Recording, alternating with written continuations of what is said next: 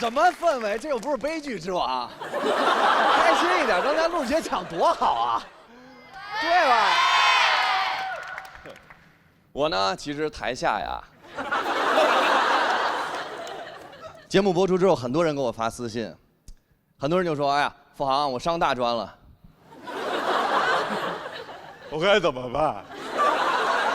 我就给大家一个一个回复，我说：“兄弟，你的人生还没开始，你的人生还没开始，你的人生还没开始。”但是见到最有意思的一个，就是前2天收到一条私信，他说：“航哥，怎么去你的大学？”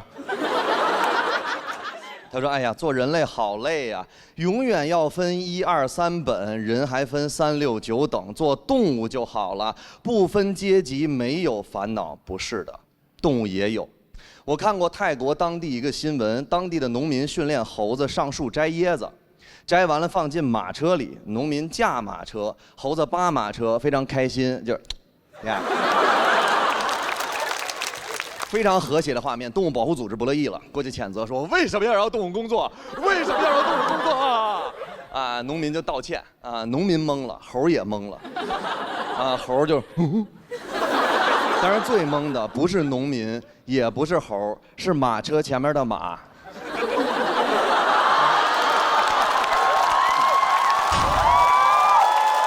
马看着记者。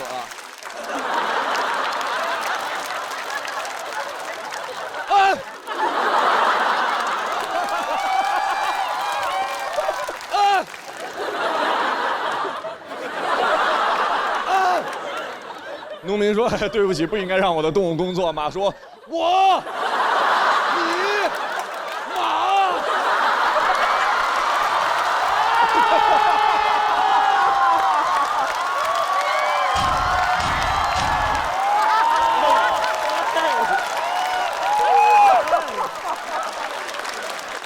记者看到了，记者说：“哎呀，马惊了，快射杀他。”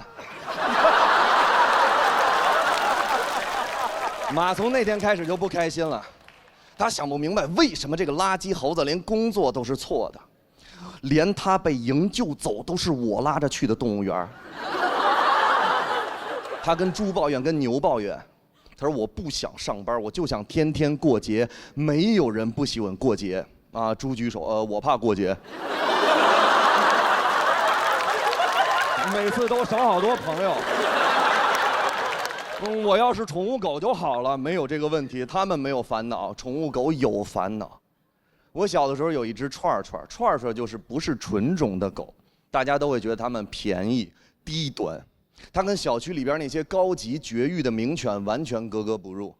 那些绝育的名犬见到它都会说：“哎呀，可怜的小串串。”可悲的小串串，你好低级，你好 low 啊，你好便宜。你看，我有主人给我买的美丽的华服，你有什么？我们家狗说，我有生育能力。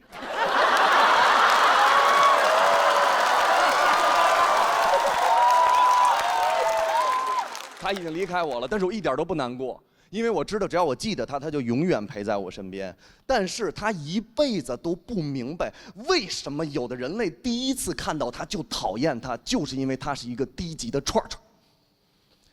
猴也有烦恼，大家老觉得呀，猴没有烦恼，猴的烦恼没人懂，我懂。只要不工作的猴子都得给人类表演。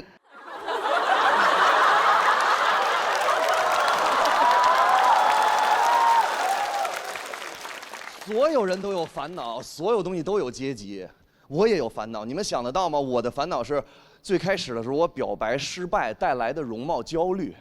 你们想不到，年轻的时候我是一个清纯内敛的美男子。那个时候特别流行忧郁男孩。对，那时候只要你一忧郁，别人女孩就想拯救你。90后都应该知道，当时我上网搜忧郁男孩表白攻略，非常简单。你说你有罪，你知道吗？女方说不知道。你说你偷走了我的心（括号你们俩幸福的在一起）。我说有点东西。我看着我们班女同学，我说你有罪，你知道吗？她看着我说我杀你爹了。你有病啊！你要学忧郁，看看人家台湾偶像剧里《流星花园》里边的花泽类，那才是忧郁美男子。我去看了，台湾偶像剧，花泽类站在天台上看着杉菜说：“喂，不要哭了，想哭时候你就倒立，那你眼泪就不会流下来了。”我懵了，我说太酷了！看到女同学一要哭，我也想说同样的话，一紧张说错了。我说喂，想哭时候你就翻跟斗。所有同学啊。那样你的眼泪就被甩干呐！我只能看中文版，看不了其他的国文，因为泰版翻拍了《流星花园》，也是俊男靓女，非常帅气，我实在看不进去。非常帅气，到天台上，花泽类看着杉菜，喂，講咩隻解？廿兩係嚟。我实在看不下去。你知道舔狗呢，就是犹豫。我到最后毕业之前还没有表白，最后鼓足勇气给他写了一首情诗。我说，给你写了一首诗，可以读给你听，向你表白吗？他看着我说，嘿，你别说啊，付航，你还真别说。我说你也喜欢我的文采，他说不是，我的意思是别说。我说啊哈哈，哈哈，真心话大冒险。一转头，操场就我一人。那时候的男孩都是这样硬撑。我说，那你不喜欢我哪一点呢？他说我不太喜欢那种黑黑的、长得像猴的男孩。我说谢谢你，祝你幸福。我当时哭了，我突然想起花泽类，我一下就立起来了。我就想试试眼泪到底会不会流下来，结果朋友们，眼泪这么流下来。我跟那儿倒立呢，那女孩又走过来了，说：“呀，又耍猴。”付航，你应该考虑一下，你长大以后靠什么生存？你学习这么差，难道你现在长大之后还能靠每天在班里耍猴一样逗别人笑生存吗？可以。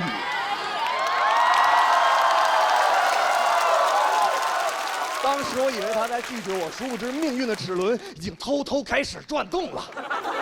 但是我内心还是特别难过，因为我失败了，我表白失败了，我就太痛苦了。朋友看我太难过，带我去玩了一个类似剧本杀的剧本，是角色扮演的，每人一个本，翻过来才知道自己什么角色。我一翻，舔狗 A。我读那个剧本，每天给女主角写情诗。我说，哎呀，我看这个女主角眼泪下来，我说你知道吗？我是你的舔狗。那女孩看脸自己剧本啊，我的剧本里根本没有你。这就是真相，朋友们，我悟了，舔狗永远读不了女神的剧本，但是我又触底反弹了，舔狗的剧本里，舔狗才是主角。我再也不当舔狗了，以后别人一说，哎，付航，我跟你分手吧，你长得像泥鳅，我就嘿嘿，你杀青了，在我的剧本里杀青了。从那天开始，跟异性发微信2分钟不回，直接拉黑。我妈找了我3年。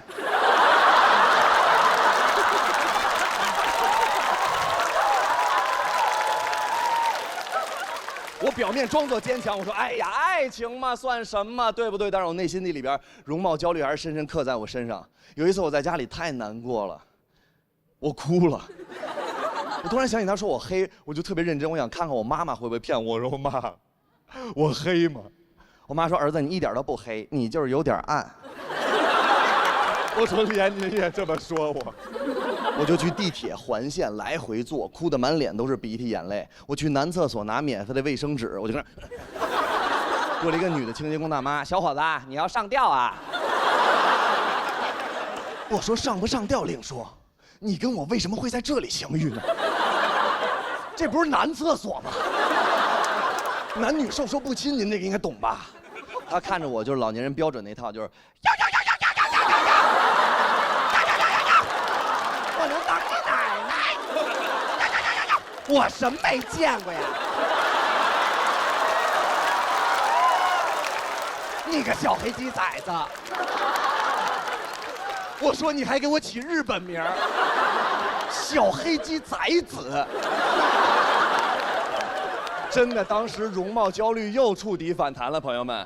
我突然发现，我永远没法改变别人怎么评判我的容貌，啊，我只能自信起来。从那天开始，我接受了，我就长这样，满脸痘坑，大鼻子，一眼大一眼小，但没问题，我就是我。你觉得我长得帅，就是我给你的福利。你觉得我长得丑，就是我给你的惩罚。我就是我。但是我一直不相信会有女孩爱完全的我，直到我遇到了一个女孩。那时候我刚穿上保安制服，我穿上保安制服，所有的同学看我，付航，我就 yes sir， 付航，我 yes sir。我看着那个女同学，我说 yes sir， 好笑吧？她看着我说，我觉得你穿什么都很帅。哎呀，我说what？不好意思，女人，我可能爱上你了。她一下就笑了，她就就跟着就笑了。她一笑，我说这女人竟该死的甜美。我说我会娶你的。她看着我，10多年过去了，时光荏苒。上一次我见到她，我还问她，我说你还记得吗？我跟你说这些。她说哎呀，我早就不记得了，别恶心了。但是付航，你要记得早点回家，我在家里等你。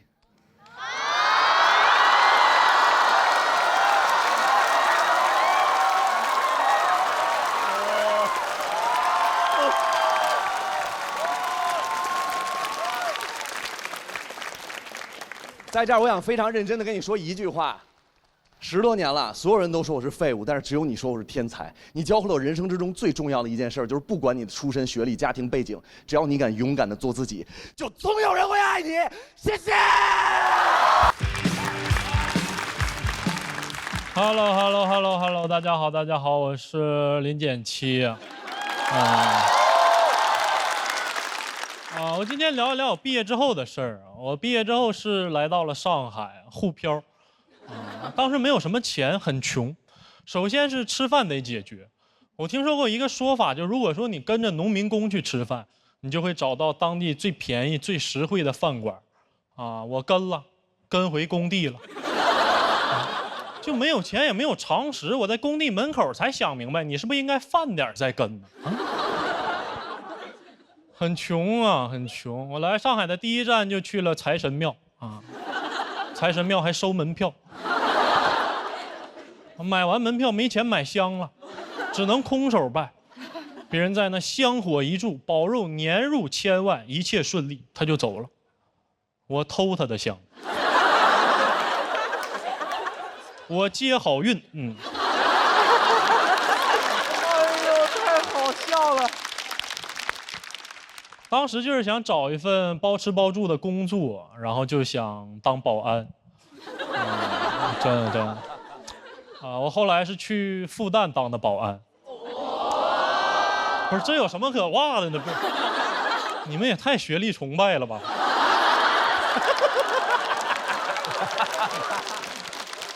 其实我也一样。我为什么去复旦当保安？原因很简单，就是我想在以后朋友聚会沉默时，我突然说一句自由而无用。他说什么玩意儿？我说没事，我们学校校训。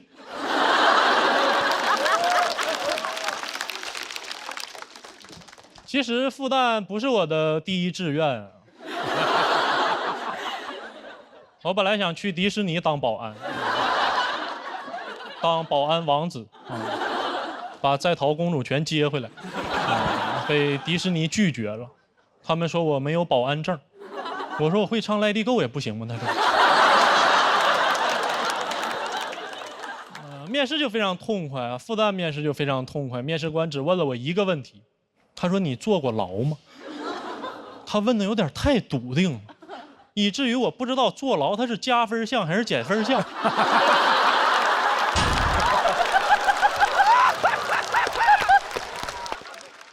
我脑袋也是一抽，我跟他说，我可以学。去复旦校园里准备报到非常开心正美呢，被门口保安拿下了。他说你是干啥的？我说我过来当保安。他说那以后我们就都是同事。我说就非得说是同事吗？就不能说是校友吗？我当上保安，我发现每天早上保安要集合做操啊，队长要教我们指挥停车的几种手势，啊，我当时就发懵，我说这怎么还指挥上交通了呢？这是复旦大学还是交通大学？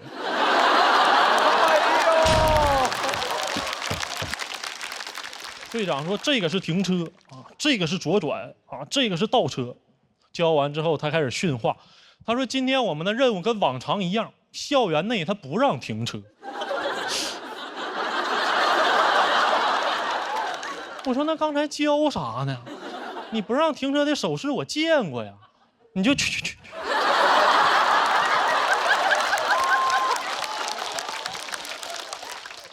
我被分配到了巡逻岗啊，我不知道得去哪儿，我就问队长，我说我们应该去哪儿巡逻？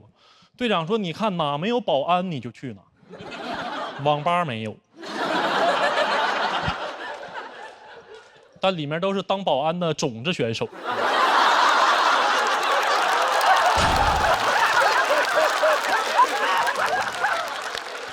其实我们巡逻就是负责复旦学生的安全啊，但是复旦学生非常安全啊。我们唯一能干的事就是把倒了的共享单车摆正，但是复旦学生素质有点太高了，车倒了他们自己会摆。也就是说，我干了一份毫无意义的工作，我每天就在那找活。我就在那找倒了的共享单车，有一天我终于找到一辆，非常激动，我这么一扶倒了一排，我非常开心，因为终于有活干了。但是让我非常羞愧的是，复旦学生开始围过来帮我，我都有点急了，我说这是我的活啊，你学去呀，你不学我也不学，那复旦开它干啥呀？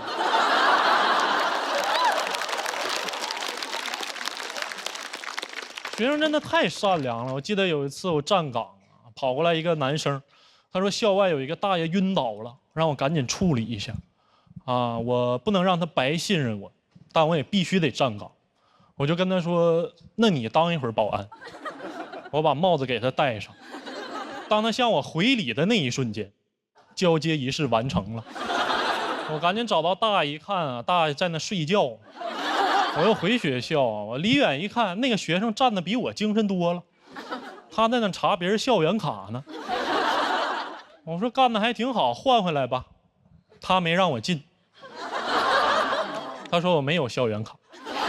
我说你真是当保安的好苗子啊，有点权利你就知道难为别人。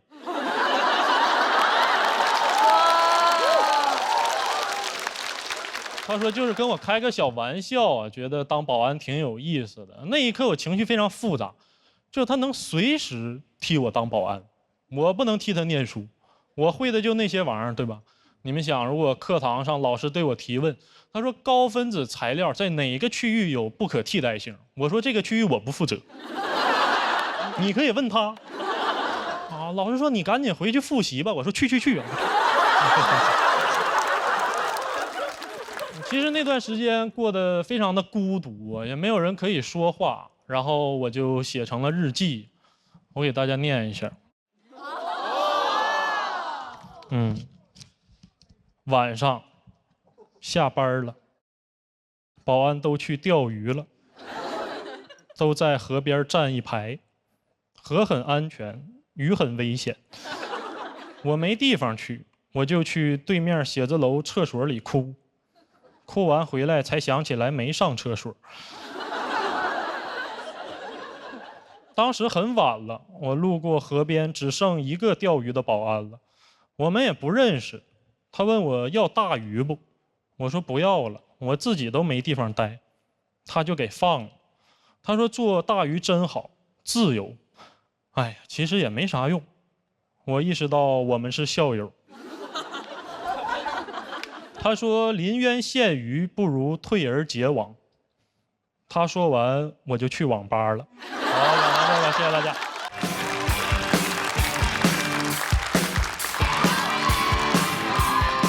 大家好，我是唐湘玉。今年确实是有进步了啊，有成长了，居然让我来压轴了。还行。其实我这一季呢，没怎么讲家里的事儿，毕竟家里人也改过自新了，不敢上热搜。我三姨还写了封信拍给我，特别感人，那纸上甚至有斑驳的泪痕，这转变也太大了。我拿到手才发现，哦，那是油，油，我吃饭的时候写的，啊，谢谢三姨给我加油。人是改变了，但家里条件没怎么改善。就有亲戚问我了：“你也有出息了，咋不帮衬家里呀？你没结婚没孩子的，钱都花到哪儿了？”我说：“花到女人身上了。”什么女人？我这个自私的坏女人。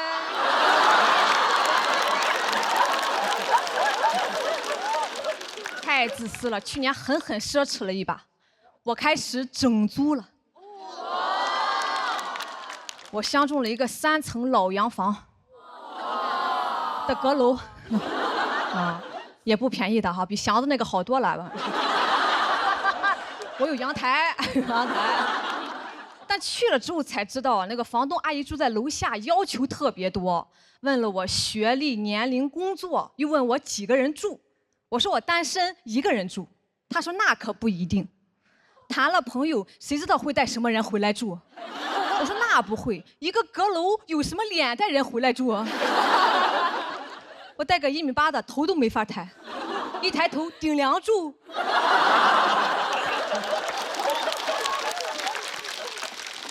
而且他得先让我住，我才能证明我不会带人回来住，不然就是一个薛定谔的问题了。但我不敢再犟了，我怕他以为薛定谔也要过来住。我特别想说，阿姨，我真不喜欢和别人住，如果有可能，我都希望你也别在这里住。他说，哎，就是怕租给了不三不四的。我哪里不三不四的？我人五人六的。我都没说我做脱口秀的，那不得把他吓死呀！反正就是各种挑你，什么一个外地小姑娘不稳定，咱也不知道要多稳定。我在这阁楼里住一辈子吗？就不出阁了吗？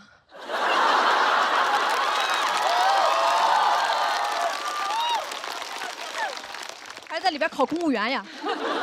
那以后别人出问题叫塌房，我叫内阁下台。最后我放弃了，我没有租，因为我发现他没有老伴儿，我怕他带老头回来住。回来路上啊，虽然还是特别的生气，但同时心里又很羡慕这个阿姨。那人家自己的家自己做主，就是硬气啊，就是没素质。我从小其实就很渴望这样能当家做主。我们家逢年过节祭祖的时候，有一个最高仪式感，打纸钱，就是用一张100块钱的现金在火纸上这么印几下，意思是这个纸就是钱了，再烧给祖宗。这个一直都是我爸来印的，因为我爸是一家之主嘛。但有一次我爸没在家，我妈就急坏了，那咋办呢？祖宗还等着还花呗呢。别失信了。我说那就我来印嘛，坚决不行。他说你爸印的才算数，这叫什么话？我印的就是假币吗？什么叫我爸印的才算数？银行印的才算数啊！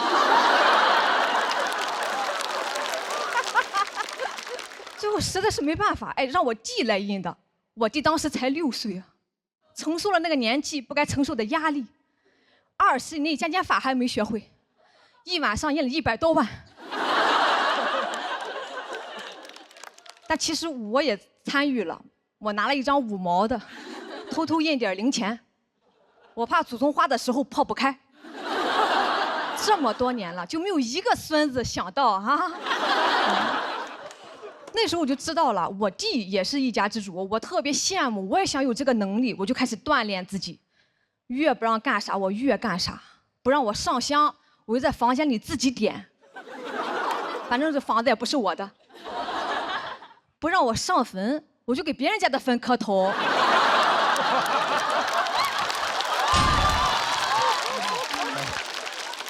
也算是磕到了，磕到了。我那会儿一放学就往坟地里跑，靠到老李家的时候还被发现了，哦，被人发现的啊，被人发现的。把李家人气坏了，你自己家没有吗？显得你孝顺啊！我就是想知道怎么能当上一家之主。我把户口本都翻出来了，哇，更迷惑了。我堂堂嫡长女，居然在最后一页，我何曾当过倒数第一啊？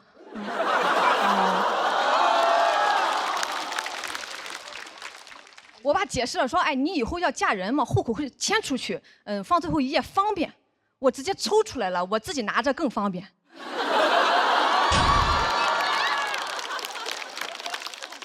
我爸说你要造反呀，听听这个用词，谁还分得清他和皇太极？我说我没有，我只想多儿滚。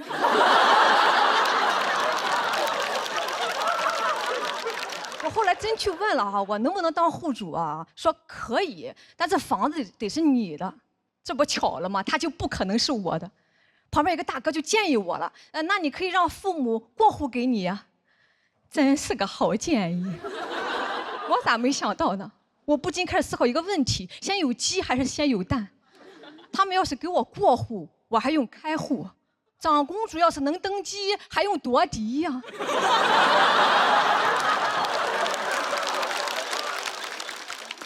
不夺了，我自己买了。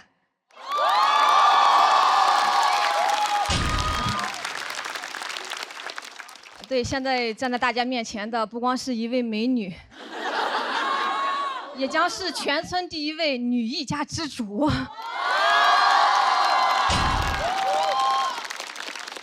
简称大女主。虽然没有买在大城市啊，但还是很高兴的。我当天就去做了一本家谱，以后从我这里单开，我给我自己当太奶。重生之太奶竟是我自己，没有后代也不要紧，反正我早早的学会了印纸钱，也提前磕了很多头，打好关系了。别的不敢说，老李家肯定管我。好，来，谢谢，谢谢。哎呀，到说乐！哎，朋友们好，朋友们好，真的，节目播了，看了吗？哎，我录节目录2年了啊，上一期播出讲了一个关于痛经的段子，弹幕上还有人在问，他怎么来的月经啊？一个男的。哎，怎么光看得见我的美式前字，看不见我的少女心事？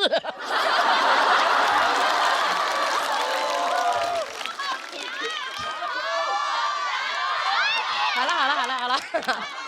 哎，我真的，我少女心事太多了。我既没有一个特别好的爸爸，也没有上过北大，但是我有一个真的不怎么让我省心的妈妈。我18岁刚刚出来毕业工作的时候，就赶上了我妈妈第一次车祸。不用紧张，她活得很好哈。因为后面还有第2次、第3次，也不用紧张，她到现在也活得很好。我之前一度也就思考过，我妈妈是不是去碰瓷的。我后来发现她就是单纯的运气不好。我妈这个人就那几年经常被车撞，就是一个红颜车祸水，你知道吧？第1次是被汽车撞的，第2次是电瓶车，第3次是自行车。我妈妈现在走到路上要小心一点，滑板车。而且3次都是意外，甚至都是她走在斑马线上被撞的。我都在想，什么意外能来3次？就遇上孙悟空的白骨精。半夜起来开门的诸葛亮，孟母的家，大鱼的门，成都市双流区张女士本人。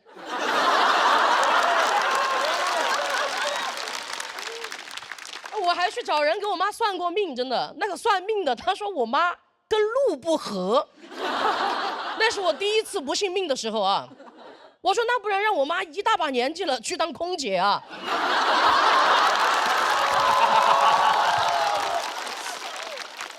他第1次出车祸的时候腿撞骨折了，我当时赶到医院，隔着病房的毛玻璃，我就看见我妈病床前站着一黑一白2个人。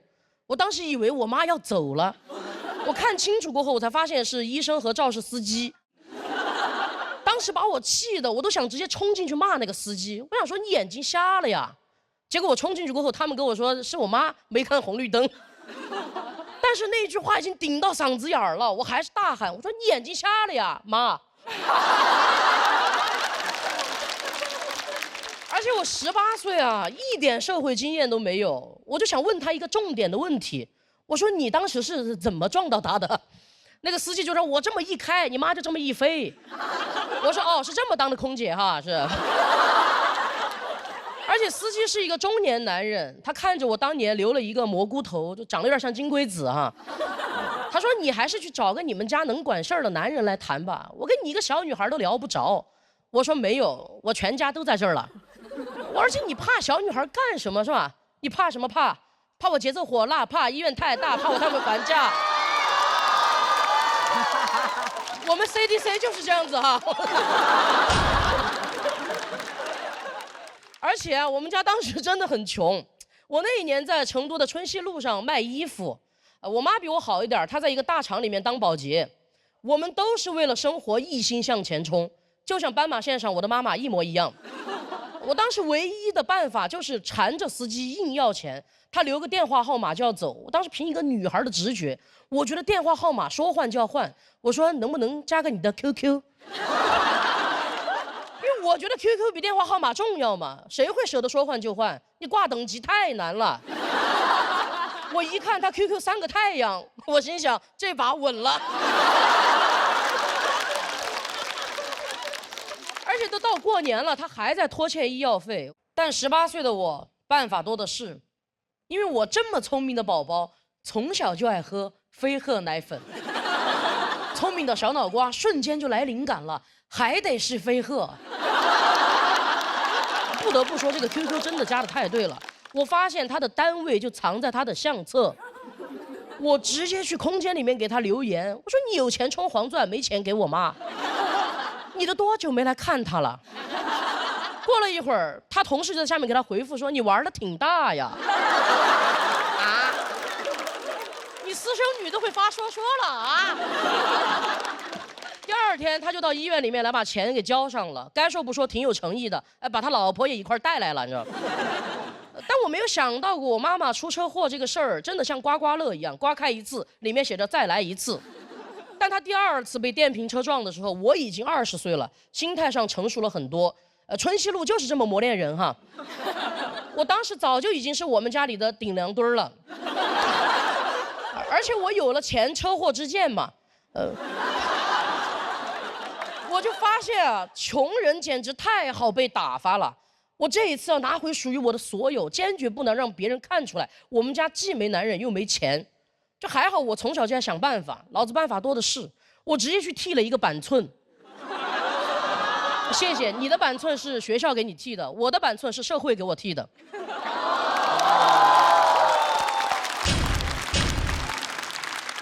我已经不是当年的金龟子了，我是当年的韩红。我直接去超市里面买了一包最好的烟，我到了医院见着司机，我就开始拆烟，给他递烟，压着嗓子问他，我说：“就你撞了我们家太太。”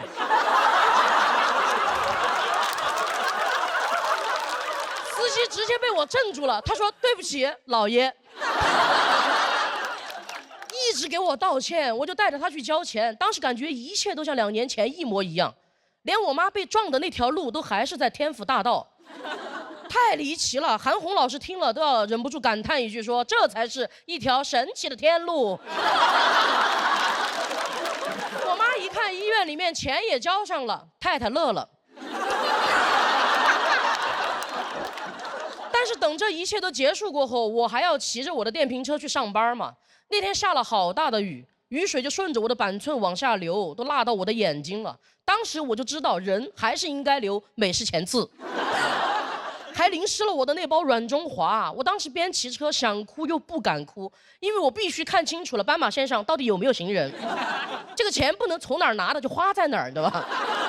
就那几年，邻居老是看见我把我妈抬着进进出出的，我们家的日子呢又越过越好。就总感觉我们是在做什么局，你知道吗？我妈妈的车祸越出越多，我的头发就越剪越短，我肩膀也越长越宽。但确实那几年没有什么人敢欺负我们。我后来也就慢慢习惯留短头发了。我现在之所以敢站在舞台上讲王悦纯女的，是因为我已经不需要短头发来保护我自己了。我现在已经有麦克风了，而且学会扛事儿就要付出代价。你看麦克风为了扛事儿都留的光头。我跟我妈说过，我想写她出车祸的事儿，她说写呀写呀，我这辈子简直太好笑了。因为在我妈那儿，没有什么事儿是不能拿来开玩笑的。我感觉我妈妈前半生真的很传奇，她被撞了3次，居然只是完好微损，简直是我心里面的神奇女侠。我现在甚至都觉得，人一辈子不出车祸才是意外，每一个平安无事的日子才是奇迹。谢谢大家，谢谢大家，王悦，谢谢。Hello， 大家好，我是杨云。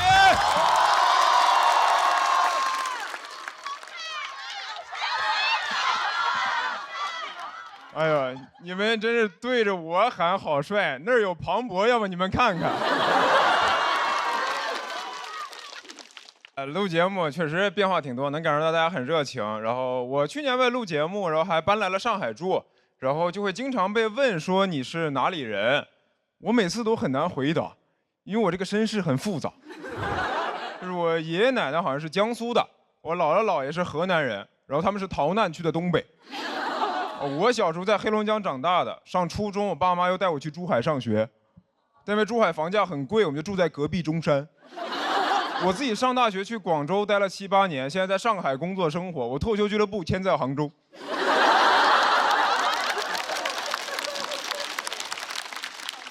感觉我这辈子就在流浪。别人问我说你哪里人，我说我吉普赛人。然后我爸妈当时刚去珠海，就是开了一家东北饺子馆，生意贼差。因为他们为了省钱，开在了一个偏僻的巷子里面，完全没人。我妈说没事儿，这附近有一家中学，等开学了肯定很多学生来吃。但没有学生来我家吃饭，都在我家门口玩闹。这又不是春晚小品，闹着闹着，哎，饺子，别闹了，咱们帮阿姨包饺子。然后我上大学之后就去了广州，然后毕业之后住广州那种城中村，那种城中村的房子就是楼间距很密，24小时见不到太阳。你在亚热带可以感受到极夜。一个东亚家庭北欧风。就这房子中介还能吹呢，说这屋啊，以前人科住过，眼前虽然黑，但前途一片光明。推门进去那是个群租房，我说这怎么人科走了，里面还有5条人呀？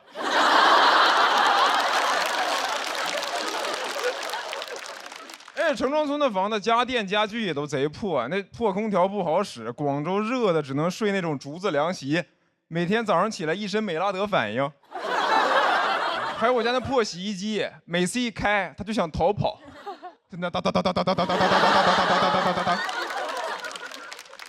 我下楼拿个快递，它都快跑到门口了。我每次要用它，就只能按着它跟它一起震。我有一次震着震着跟那个洗衣机共情了，我说我也不喜欢这个家，咱俩一起跑吧。我也想住在有阳台的地方。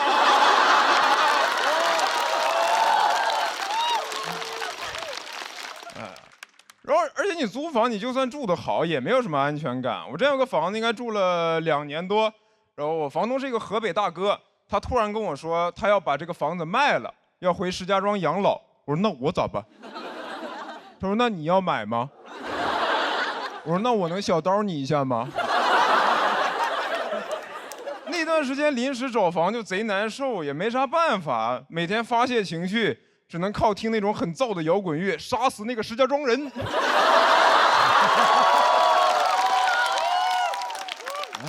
然后来了上海之后，就感觉压力更大吧。你真的很难留在上海吧？那房价都10几万1平。我第一次看到上海房价，我都觉得这房子是用现金盖的吗？就人都钢筋混凝土，上海用美金人民币，就拿一沓一沓的现金砌墙，刷墙直接用黄金。墙一掉皮就给房东打电话说：“哎，这美元跟黄金怎么脱钩了呢？这人民币怎么一直往下掉啊？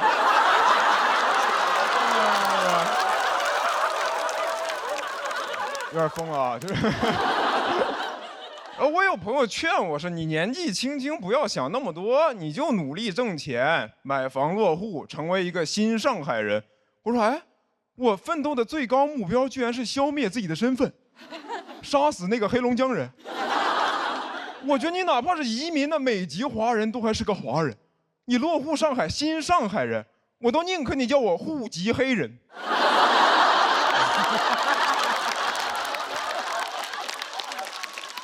而且我发现你这个身份、地方其实都可以换，但你这个胃没法换。就是我在上海最难受的时候，我最想吃的就还是东北菜，但我是以上海的物价吃东北菜，我图个啥呢？你在东北10块钱3个菜，在上海30块钱吃一韭菜盒子。我发给我妈，我妈说：“儿子，这是用啥韭菜包的呀？”我说：“用我包的。”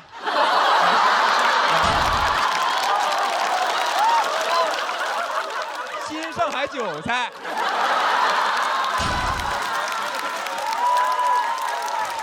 然后我改这篇稿的时候，他们还问我说：“于翔宇，你这篇是不是想表达一种诗意的乡愁？”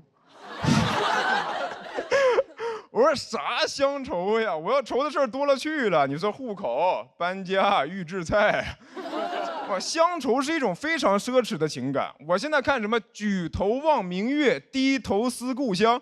我说李白，你有阳台？你这个新长安人。谢谢你们，于翔宇。我这回不比赛。不比赛是因为我这次想来表演。因为我如果比赛的话，我到不了这个赛段。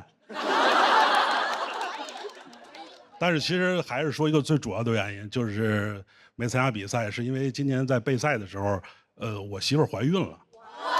对。然后那个这也给灯啊。然后那个我这个能力啊，确实没法参加这种激烈的比赛，然后在一边照顾我太太。然后我说我就别来了。但是我是这个节目的粉丝，我参加过，我能做的就是陪着我媳妇儿在家一块儿看这个节目。就我跟你们说，我媳妇儿啊，真的没看过脱口秀。她看第1期的时候，她嘎嘎的乐，就乐得在我们家沙发上打滚儿，你知道吗？然后你知道，就是一个孕早期的人，他跟你说他乐得肚子疼，你瘆得慌，你知道吗？就是我在家里，就是吓得我浑身发冷。就我感觉我当时我就像一个企鹅一样，就我希望喜丹别那么可乐。哎呀，你们节目也看了，就是看到后边的时候，我太太有一点激动，看这个节目，就真的给我吓坏了，你知道吗？我夜里3点给我建档那个妇产科打电话，我说那个我太太孕早期，她现在有点激动，有点不舒服。然后接电话是一护士，护士说因为什么？我说因为看那个房主任。然后护士说你要挂房主任号，你直接给房主任打。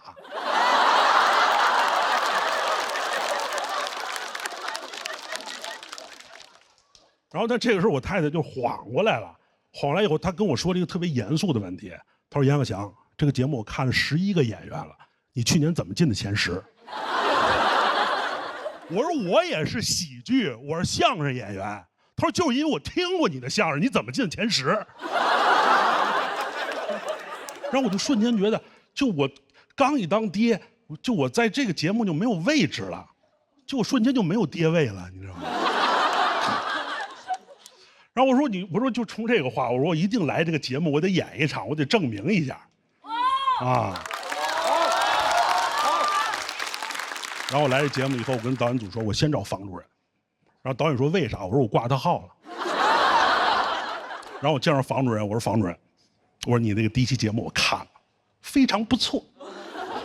但是啊，以我去年在这个节目叱咤风云的经验啊，你后期储备也是个问题。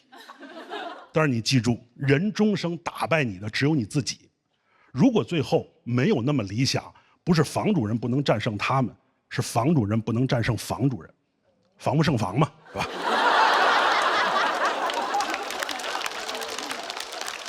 然后房主任说：“严老师，您爹味儿又回来了。”然后房主任他说了他出走的决心啊，其实我去年也是有这方面的表达，但是我必须得回去，因为我社保确实在相声界呢。但是你们就真的不知道这一年，就是相声界都对我做了什么，就是他们逼我在相声园子说脱口秀。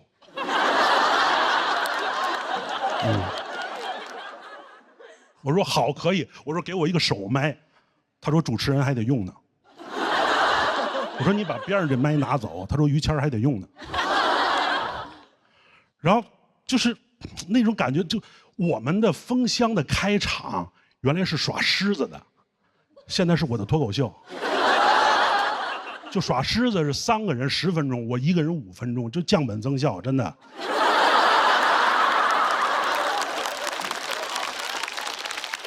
然后大家对你那个状态真的是杨小翔来说脱口秀，就说你的对指点，说完我们给你指点指点，你要说的不好，我们就对你指指点点。然后我离开封箱以后，我又去了好多卫视，我跟他们说我想说相声，然后他们找来庞博跟我说了个相声。我说我离脱口秀能不能稍微远一点？然后我去春晚，我演了个 sketch。然后现在我在喜剧界有一个外号，我叫3姓家奴。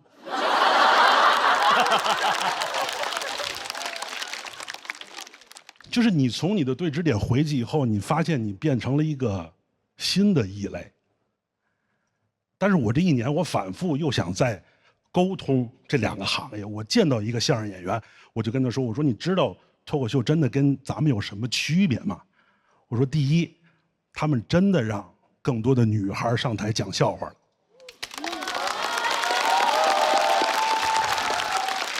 我说第二，他们真的不许用别人的段子。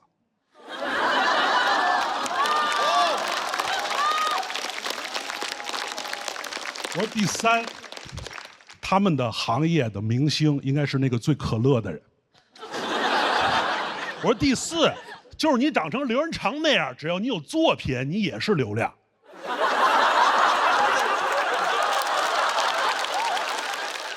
但没有什么反应，然后我又咔咔咔，我又跑到脱口秀这边。我说我跟你们说啊，相声它也是一个内容驱动的东西，大褂这些东西都是它的形式。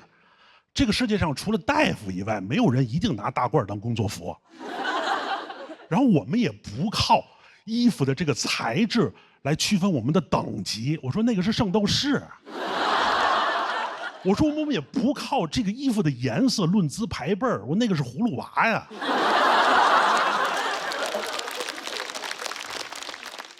依然很纠结，就是我去年在这个节目舞台上的一些不适，包括我今年回去以后的一些不适，你发现你找不到一些自己的共情的点，就直到有一天，我刷短视频的时候，我刷到了一个虐待福寿螺的视频，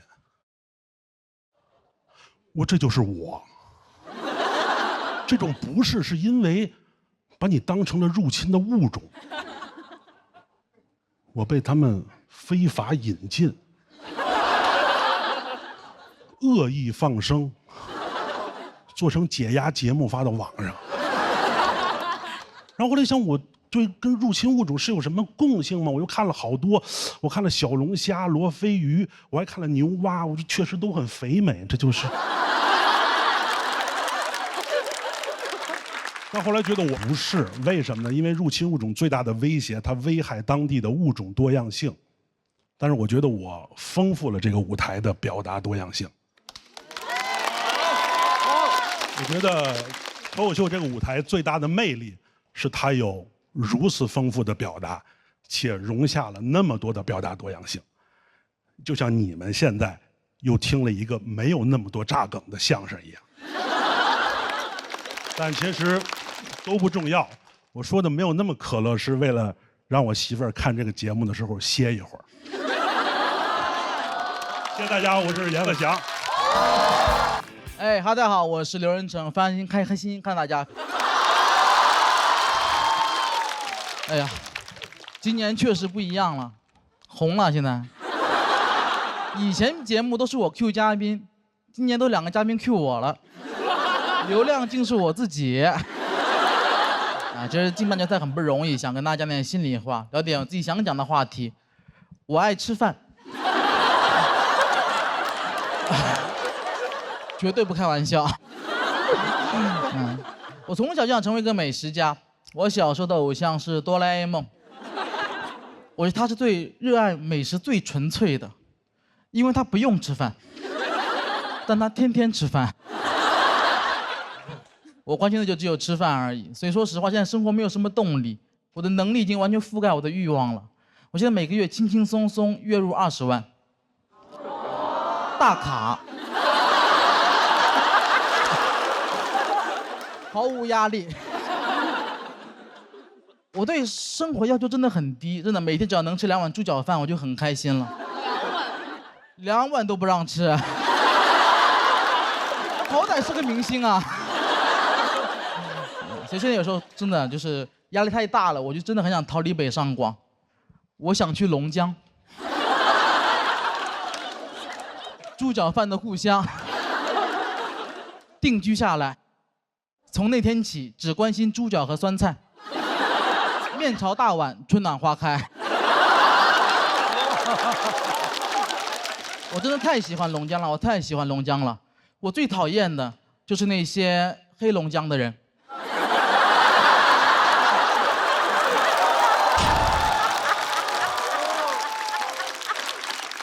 不是说于翔宇哈，这个梗确实非常幽默。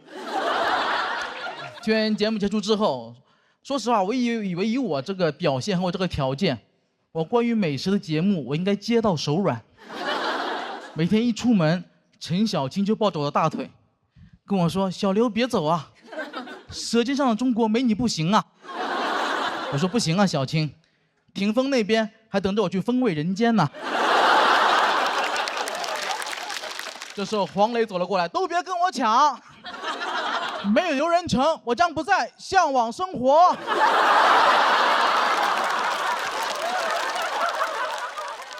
一个都没有发生，一个节目广告都没有接到，甚至前2天有一个快餐品牌，他点名要一个脱口秀演员，我觉得该轮到我了，我相当权威。你们知道我这辈子吃了多少汉堡吗？谁能跟我比？也就毛豆可以一战。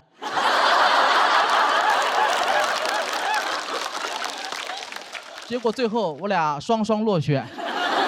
品牌方他选择了一位帅哥，他选了张俊。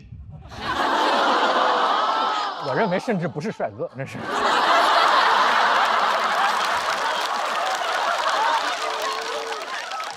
张俊，他懂汉堡吗？他知道巨无霸跟不速之霸的区别吗？他知道吮指原味鸡有几种吗？他知道什么是布里欧修面包坯吗？这是什么？你们知道吗？巨无霸是3个面包片加2个肉饼有蔬菜，不速之霸是2个面包片、2个肉饼、2个香肠没有蔬菜。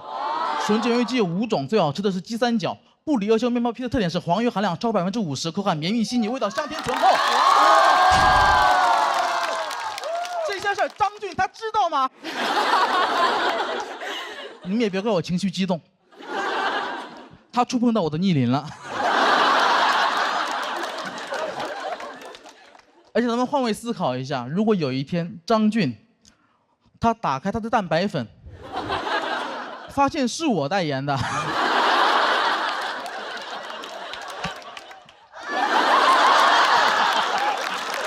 你看他都不崩溃。哎，可是最后品牌方还是给了我解释，他说没有选我的原因是因为他们是一个快餐品牌，他们不能找胖子，可能是我学历低吧。我听不懂，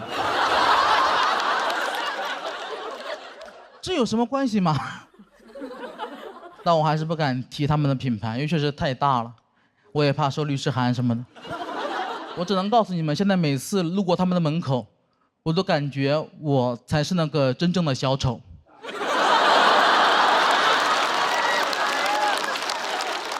我真的很难过。我们胖子门窗，一家都是卖门的。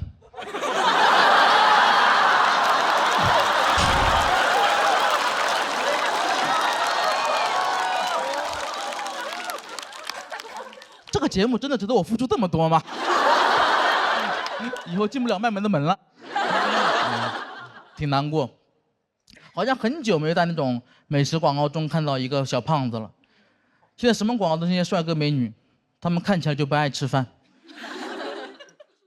在2025年，3年6班的李子明同学，喝不到他妈妈给的牛奶了，他妈让他减肥，喝点无糖可乐。其实细心的朋友能发现，这里特别值得去插入一个商务，但他也没有选我。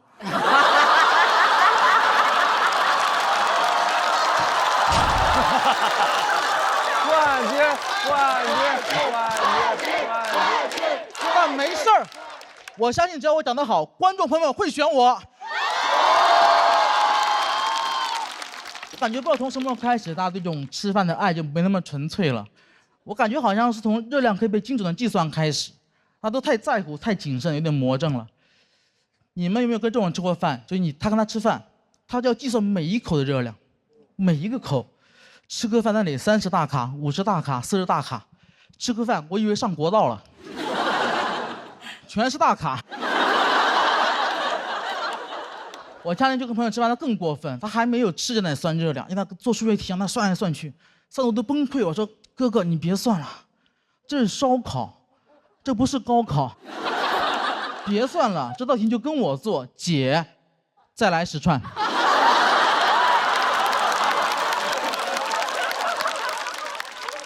我在这里说啊，吃肉不吃蒜，香味少一半。他说，哎，蒜是碳水，蒜也有热量，让我算算蒜的热量。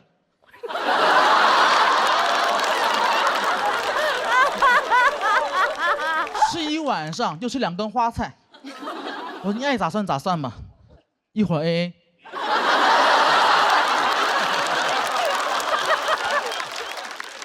网上有人说，他说人生就是每天整个2000卡的热量去维持身体机能。其实我不同意。我觉得数字是冷冰冰的，哪怕是在形容热量，在我心里吃饭是个很浪漫的事儿。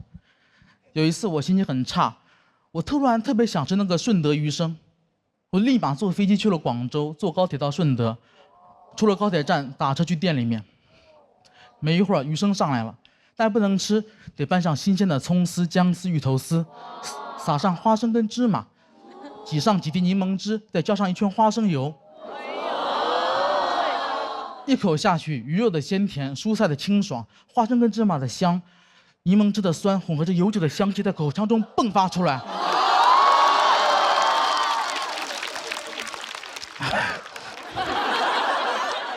那一刻，感觉自己所有的不快跟疲惫都被扫掉了。也那一刻，我明白，我在我以后的人生里面，我不应该注意那些琐碎的痛苦，我唯一要做的就是吃好每一顿饭。想到这里，我对着面前说了一句：“余生。”请多指教。大家好，我是刘成。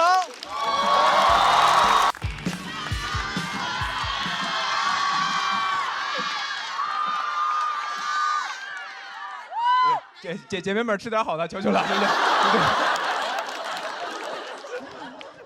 来，演出，大家好，我是圆圆。哎呀。第2年录比赛了，然后能感受到大家确实热情很多，但我也自己也有一点小经验，我就发现这种曝光机会确实也还是有风险。我不知道你们还记不记得，我去年讲过一篇我妈因为被诈骗成了老赖，开头吐槽了2句娱乐圈老赖之子。讲完之后，节目组问我说：“哎，那你妈欠的钱还完了吗？”我说没有啊。他说：“那你不就是老赖之子吐槽老赖之子啊？”然后节目组就让我在播之前把钱还完。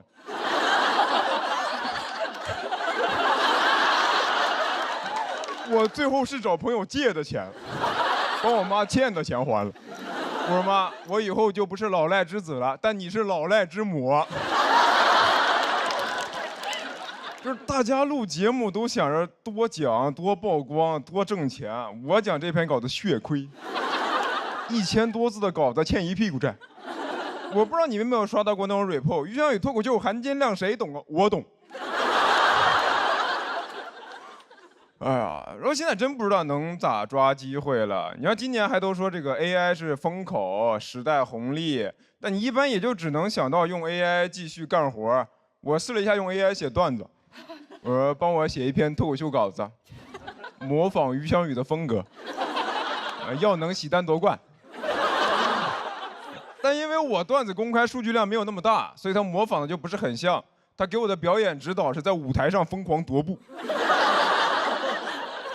声音提高8度，我说哎，我是教主。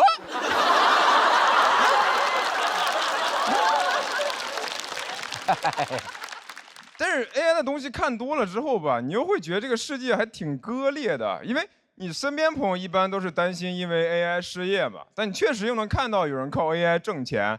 我之前看过一个采访，就台下一个观众问一个那种科技大佬，说 AI 肯定会造就一批富豪，但也会造成大量失业问题，请问该怎么解决？那个 CEO 说 AI 时代，机遇与挑战并存。我说啊，但它不并存在同一个人身上啊。我们这儿全是挑战，你哐哐机遇。哇，你怎么不直接说你下岗啊？你下岗啊？我上富豪榜啊？就是现在的人说话都不过脑子了嘛？哎，我就不信瓦特改良蒸汽机、淘汰纺织工人的时候会说蒸汽时代，机遇与挑战并存。纺织工人说瓦特的脑子瓦特了，咱们要不干掉他吧，反正进去也是踩缝纫机。我看完那个采访之后，真的就是生气。我就希望 AI 能快点发展，统治人类，那就人人平等了，没有人上人，全都是 AI 的下人。就 AI 战胜人类，马斯克失去的一定比我多，我没有什么好失去的。我说老马最近咋样啊？他说4000亿美金全部清零，你呢？我说我挺好的，我花呗清零了。到时候那个富豪榜上面就80亿人并列首富，按姓氏笔画排序。我于翔宇，力压马化腾、刘强东跟张一鸣。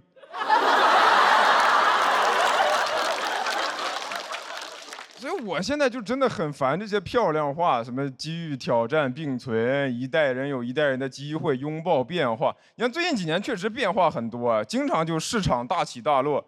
每次那种股票基金暴跌的时候，都会有人说：“哎呦，抄底的好机会。”但是我看到我的基金大跌，我只有一个反应，就啊！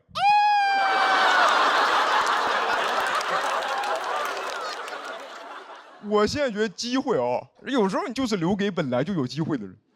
你不可能没那个条件就无脑冲吧，就啥也没有，但就像巴菲特一样思考，像谢霆锋一样卖烤肠，像吴彦祖一样教英语。那谢霆锋卖烤肠卖了15个亿，我也去卖烤肠，红利被他抓走了，我被城管抓走了。那你说我要是卖烤肠能卖15个亿，那一听就不合法。那烤肠得多上瘾，那淀粉肠里是淀粉吗？这就是机遇监狱并存。有时候我自己感觉有些事儿努力也有点徒劳。我去年搬来上海，我那个房子是大房东直租，我当时问他，我说你这个房子不会突然卖吧？他说你放心，我不卖的，我这套是专门用来出租的，我有10几套呢。你不信我给你看。他手机上有个 Excel， 我看着那个 Excel 是真的说不出 Word。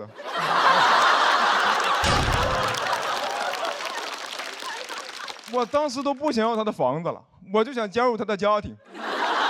我想问那个大房东，我能不能做你的2房？我拥抱变化，你拥抱我。然后其实现在大家都能感觉到嘛，现在就是机会没那么多了嘛，对吧？以前可能是这个风浪越大，鱼越贵，哇，现在就是风浪越大，风浪越大。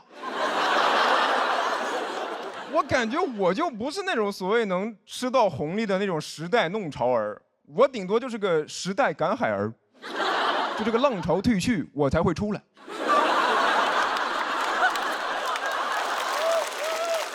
这能不能捡点啥呢？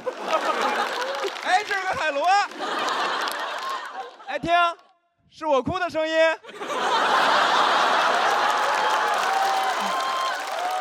一抬头，弄潮在那开香槟庆祝呢。我说，哎，那瓶子喝完还要吗？这里面吴佳云。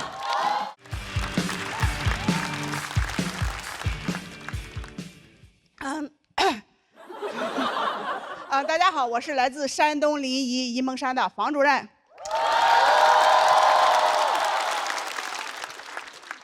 问一下大家啊，大家都有工作吗？有。我也有。适合大妈的工作只有2个啊，脱口秀演员和环卫工人。环卫工那个工作我没保住。你们再不笑，脱口秀演员也要下岗了。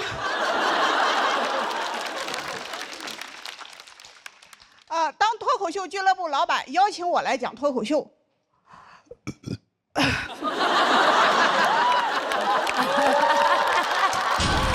可爱啊！说实话，很纠结。当时我们村信息中心要选我当下一届的村长的，这个世界谁懂啊？我在50岁面对的人生选择竟然是从政还是从艺。我可是个山东人。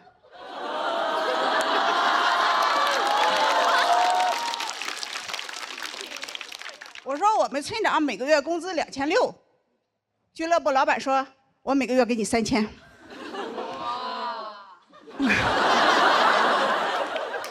我说其实吧，他钱不钱的无所谓，我就是热爱舞台。我问老板什么是脱口秀，老板说就是站到台上讲讲别人的坏话。我说这不碰到我强项了吗？我有着30年专业造谣和传谣的经验。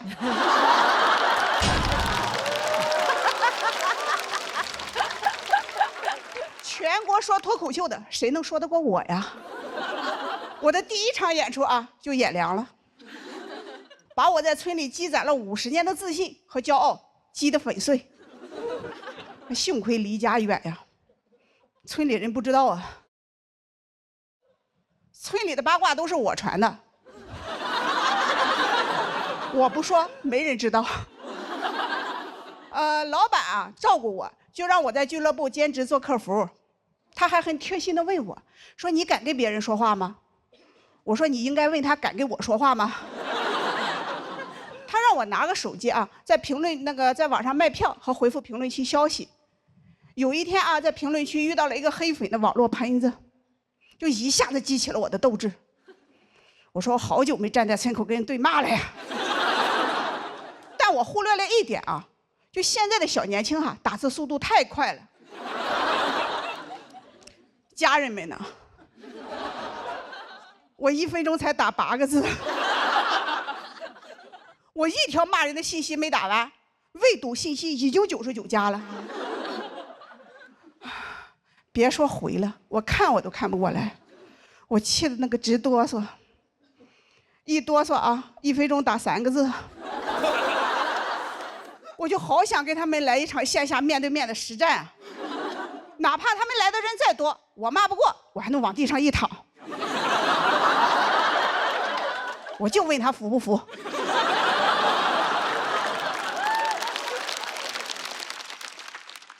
我一连回怼了好几天，第1天50人，第2天100，第3天200，是我的血压。我感觉我一个人在对战整个互联网，这互联网环境它也太差了。还有我们村头好。我问老板还有别的岗位吗？老板说接电话。我说这不又回到我强项了吗？上岗的第1天就被投诉了，说我态度不好。我说我哪态度不好了？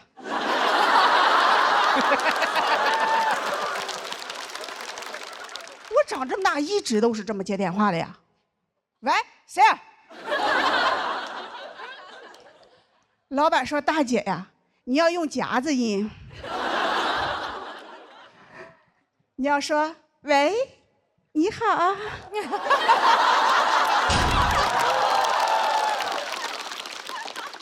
对方打过电话来说：“这里是脱口秀剧场吗？”我说：“喂，你好。”对方说：“我要买票。”我说：“喂，你好啊。”又把我投诉了，说我恶心。老板说：“大姐呀，你继续说下一句啊。”我说：“老板，下一句我夹不住了呀。”大城市太难混了。都说当代年轻人吃不了苦，那当代老年人他也吃不了呀。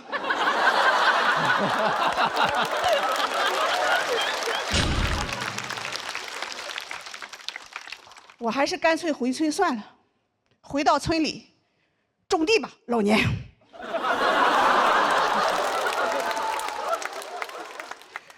直到有一天啊，我信息中心的朋友给我打电话，我拿起手机来就说：“喂，你好。”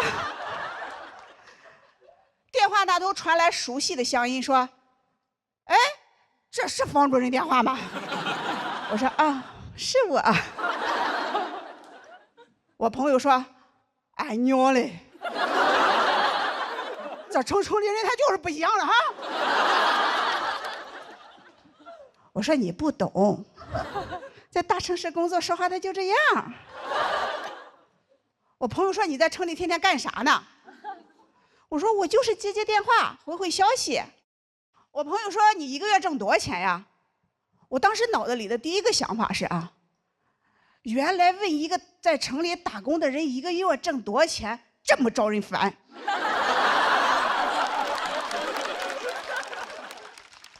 我一想到啊要被村里那些7大外甥8大侄女的嘀咕，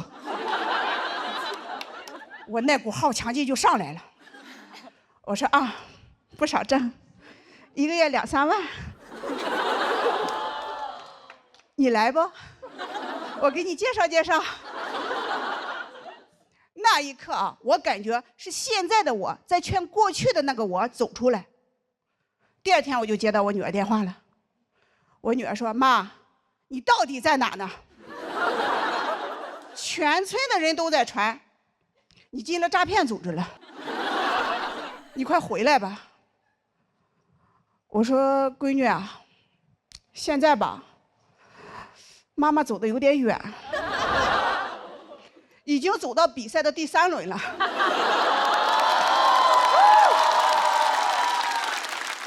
之前吧，还拿到了1块复活的金牌，就是有点挺不住了。但每一个来大城市打拼的人，在他挺不住的时候，都会想再拼一把，来都来了。谢谢大家，我是房主任。大家好，我是付航。我不想当猴了，因为到哪儿都管我叫猴。前2天我在一个办事大厅，有一个大哥，他都离得我很远，好多人，他直接就，哈，我也不能不回应他，显得有点装，我就给，结果呢，他说来猴哥合影，咔，照张照片揣兜里，引起旁边老大爷的注意了。你知道老大爷看热闹，他们没有任何的边界感，他们就这样，就这么。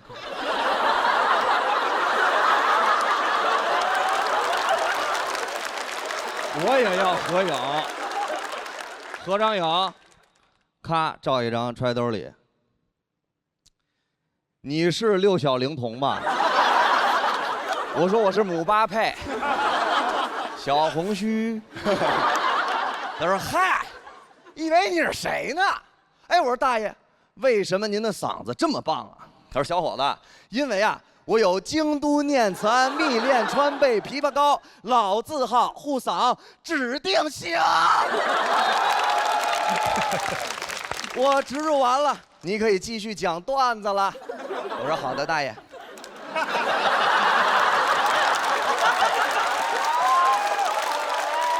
演出正式开始，朋友们。我不想当猴了，我想走一些高端的人设。我想高端起来，我要改一下我自己的格调，鼓足勇气去吃了一次法餐。我是中午去的，我第一次去，手紧张都哆嗦。有一个服务员过来，大高个儿，西服笔挺特别帅。小伙子，先生，平常有什么爱吃的法式甜点，说一个送您一份。我当时第一个想法就是法式小面包还是盼盼，但是我没说，我说你给我来一个米苏提拉。他说先生，您说的是提拉米苏？我说提拉米苏。我平常在外国待的时间有点长，喜欢用倒装语句。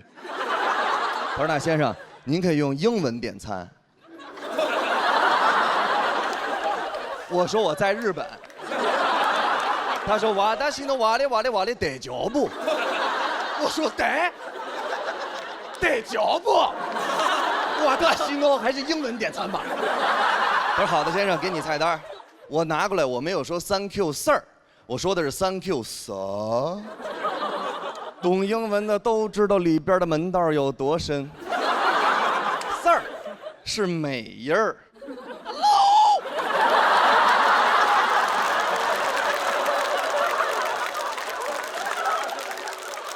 我说的是 sir 是英音儿，高端。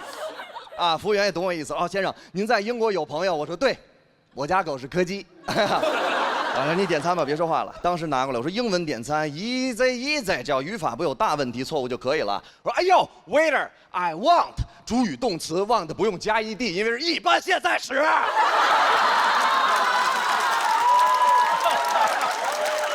当时我说 I want， 服务员，我说 this over， 服务员，这什么过去？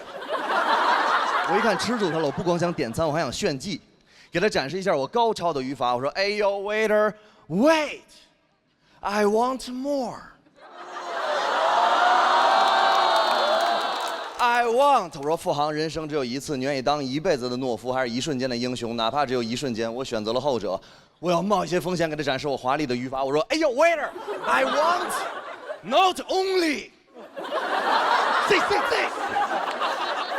but also this that。懂英文的都知道里边的门道有多深。在不经意之间展示了我对过去代词似海参一般的理解，他明显没听懂他表情，但是没关系。服务员我说在着，sauce 就是 so many 在。当时服务员，哎呀，学不过来了，太多代词了，森森。我一看吃住他了，我太帅了。我说伊丽莎白，给我点一根雪茄，不是雪茄。雪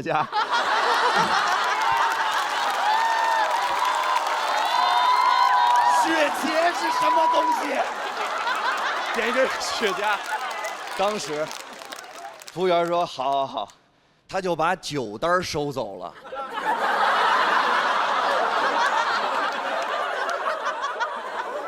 懂法餐的都知道里边的门道有多深。他分餐单跟酒单我不知道，我点的全都是一些我从来没喝过的鸡尾酒，每一杯都上面点着了着火，每一杯都着着火。正常人是拿吸管插到底下喝，我不知道。我一把把酒杯抄起来，我看着上面那火焰，我说这个火焰，它有没有可能不烫？别笑我，那个也不烫，没用，就是装饰品，有什么用？你这没用的，假的。当时我就拿着那杯酒，服务员在远处看着我说：“喝呀。”我说：“你们这帮上流人士，平常衣冠楚楚，晚上都来这儿喝火。”大丈夫身居天地之间，岂能郁郁久居人下？出身为寒，不是耻辱，能屈能伸，方为丈夫。你们不怕，我也不怕。当时 my face already totally on fire， 我我跟那儿招呢。旁边那上流人士就觥筹交错聊融资 ，A、B、C、D 轮聊着聊着，突然感觉眼角火光四溅，一转头，小黑人在角落自焚了。富航吞起火球了。那服务员拿起吸管，先生，请有吸管。当时我正跟那儿王侯将相，宁有种乎啊！我正干呢，他啪一拍我，回头看见吸管，我说 something wrong。服务员 ，What were you doing before？ 对不对？都搁里边的门道有多深？这但是我对过去跟这次海参一般的理解。服务员，这样的吸管。当时我知道自己喝错了，但是没关系，朋友们，我能力挽狂澜，为什么？因为吸管的英文单词我背过。啊，我拿起来我说 Thank you for your straw。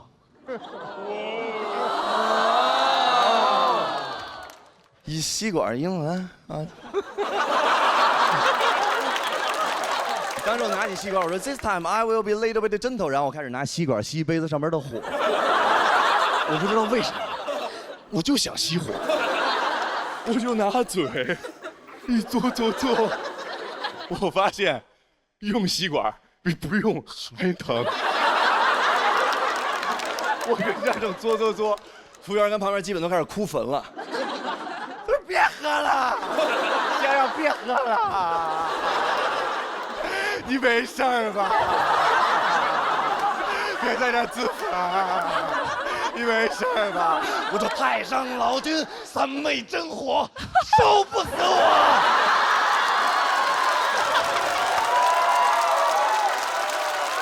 我不怕你们这些上流人士给我设计的小陷阱，我不怕。再见。到门口，我虽然在里边非常焦虑，非常的那个骄傲，完了之后给他这种感觉，我什么都不办，但是我出来真的哭了，太丢人了，太丢人！我连法餐都不会吃。我说那我就写一条段子来证明我是人吧，对吧？我没别的可干了，我就开始上网搜怎么区分人跟猴。我想天天给观众讲，网上只有7个字：能正确的使用火。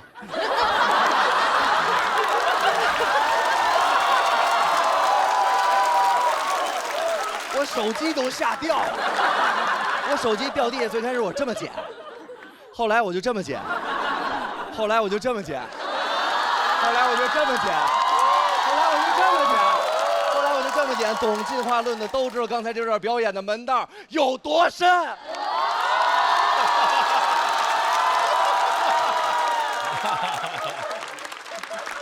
朋友们，别被洗脑。如果高级动物必须高级，那我宁愿当猴。谢谢。大家好，我是付航。很多观众都说我是猴，这个其实挺好的，但是现在有点心理不平衡，因为其他的脱口秀演员一提起来都是什么学历高、文本好，观众都说我通人性。平台也玩梗，别人都是什么情感类、搞笑类、颜值类，我是灵长类。但是我还是觉得这个挺酷的。但是有一些真正的困扰，真的让我感觉很不舒服，因为现在传的越来越邪乎，开始传我曾经咬过观众。我这个有点过分了。以前我演出的确有点疯狂，就是演出的时候老动不动啊，你看。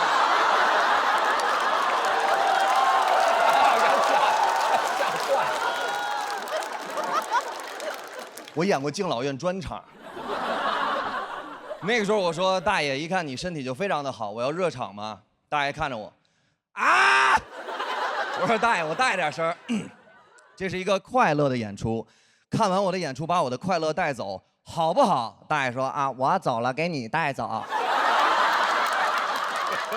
全场非常凉。演完之后，只有一个大爷支持我。我过去问他，我说大爷，是因为我不好笑吗？大爷说，首先是。其次啊，就是人到了这个岁数，有很多不开心的事儿。我每天看着我每一个子女手里拿着每一份遗嘱在打官司。我说每一份遗嘱，遗嘱不应该只有一份儿？他说小伙子你不懂，到我这个年纪，谁对我好，我随时给谁立一个。你好好演。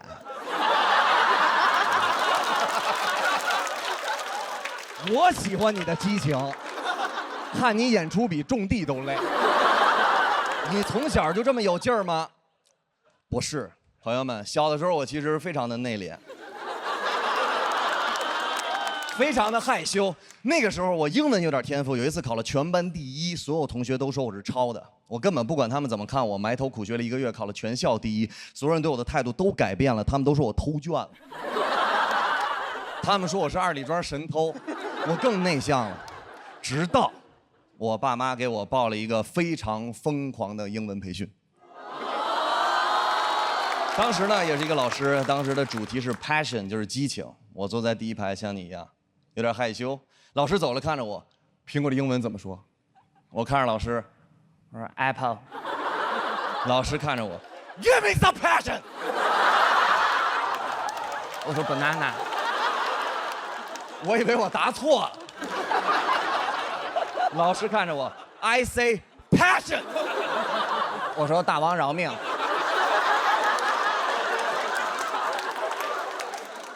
老师看着我，老师看着我说：“孩子，看着老师的眼睛，这个世界上没有人在乎你，也没有人记得你。拿出你的激情，可以改变人生。来，3、2、1，好！”我看着老师，好的，老师。老师看着我 ，Are you great？ 你棒棒，你棒棒，你棒棒！我看着老师，我说反弹那个北北，棒棒棒！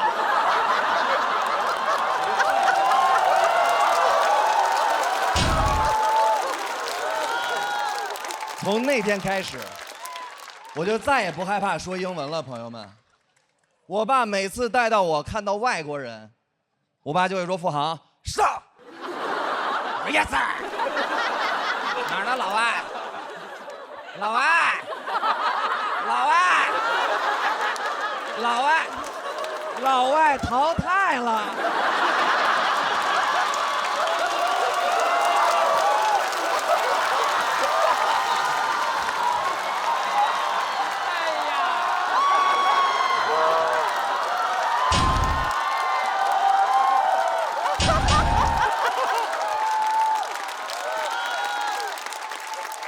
那个时候，有很多那些年轻人，他们英文都非常好，但是你们不敢说。你的英文肯定也很好，但是你不敢说。我懂，因为你们一见到外国人，第一反应就是就这样，What's your name？ 外国人因为你不够自信，故意装听不懂。啊，看你 Sorry, cannot understand what I'm talking about, man。经过培训的，就完全不一样。我爸说：“付航上。”我说 ：“Yes sir。”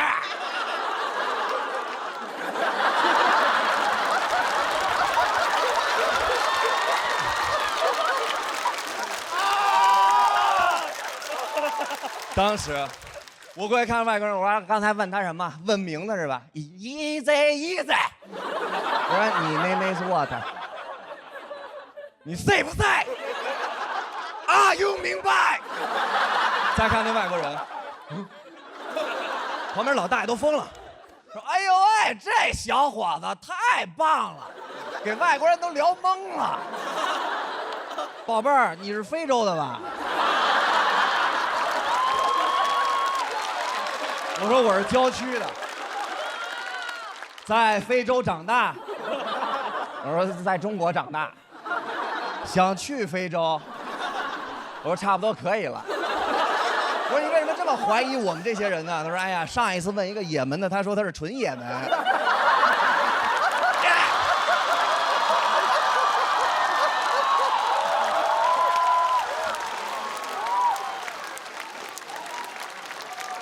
当时，老大爷说：“孩子，你太棒了，自古本地出少年。”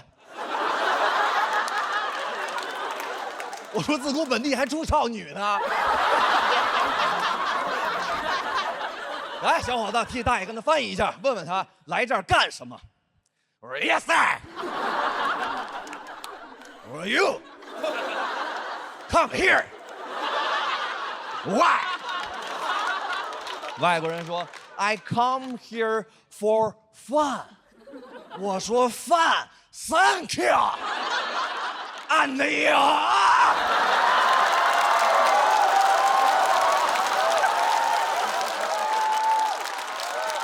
大爷说：“你太棒了，太喜欢你了，孩子。”再给他翻译一下：“有朋自远方来，不亦乐乎。”我说：“差不多得了，大爷。你想聊你自己聊。”当时我一直非常自信，直到我高考失利。那时候高考一出分，我啪一点254。我跟我爸说：“我说爸，我考254。”我爸说：“太棒了，儿子。其他科多少分？”我说这就是总分。我爸说你妈得跟我离婚。当时我觉得我的人生完了，朋友们。我说爸，我的人生结束了吗？我爸看着我说孩子，你才18岁，你的人生还没开始呢。我眼泪唰就下来了。我说那您能给我掏点钱让我重新复读1年吗？我爸说不行，因为爸爸对你的爱结束了。但是没关系。没关系，等你妈跟我离婚了，你可以用这个房子结婚。当时我看着，我说那您等什么呢？我的人生完了。我爸说我在等你长大，找到一份工作。我说好。第一份工作，我找的就是一个私人会所的 BA， 保安。对，就是保安。当时我就想，我的人生已经浪费了，我高考失利了，我不知道该干什么，我前面所有的人生都是没有任何意义的，我非常痛苦。我到那儿去面试那个兼职的保安，那个 HR 看着我啊，小伙子挺不错啊，刚考完是吧？考多少分啊？我说254，但我人生刚刚开始。非常好，孩子，你知道当保安最重要的是什么吗？我说什么？他看着我说，你有激情吗？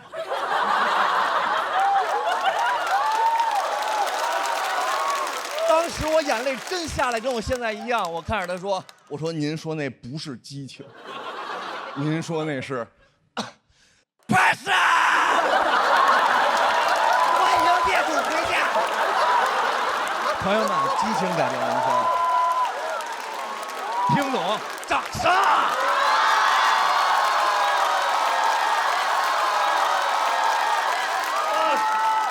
你们送给了我一场完美的演出，希望你们大家开心一点，我感谢你们，拜拜。啊，今天的主题是工作，大家都知道我是毕业于就是 BJ 的 Junior College， 就是北京的大专。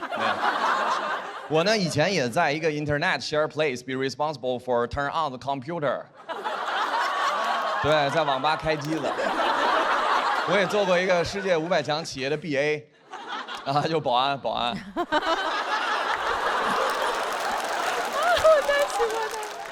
但是今天都不讲这些东西，今天要讲的是我人生印象最深的一份工作，是艺人身份赋能营销师。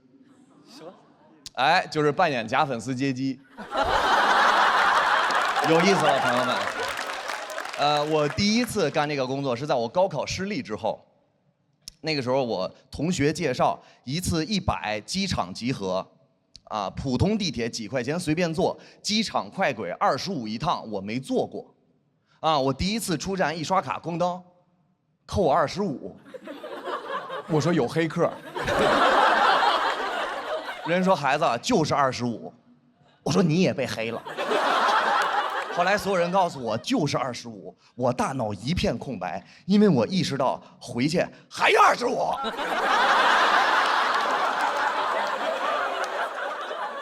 但是大丈夫能屈能伸，虽然我的路费已经达到了50，出门还买了一个肉夹馍，所以说这趟活我只能花了55，只能挣45。但是我想没关系，干。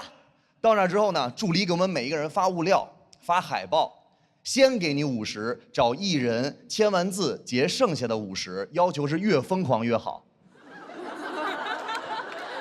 我实在是喊不出来。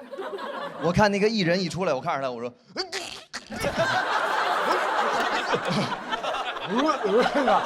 我实在喊不出来。我左边有一个大姐，她看到艺人喝了一口水，那个大姐，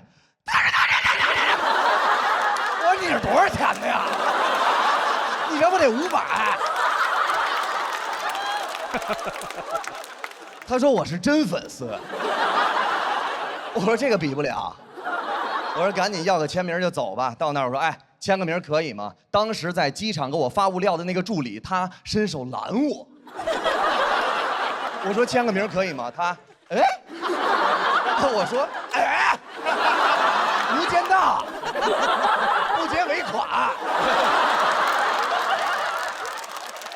他说不是每个人都能拿得到签名的。当时我大脑又一片空白，因为如果我拿不到签名，等于我自发来这儿捐了一个肉夹馍。娱乐圈太黑暗了，连假粉丝的钱都骗，我要成真粉丝了。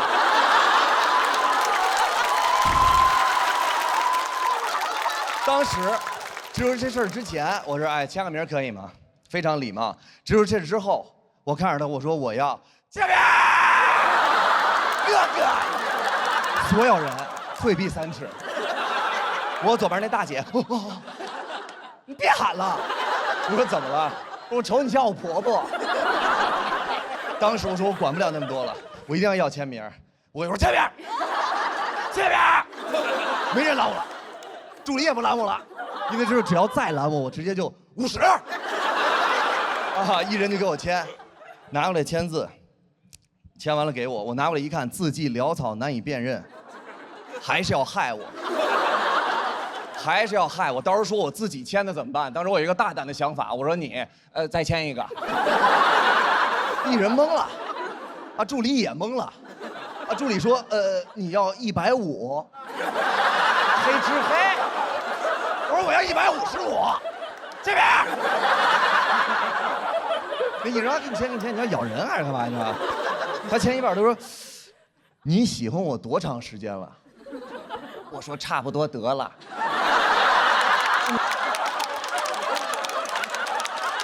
50的不含表演，想看完整表演，请开黄金会员。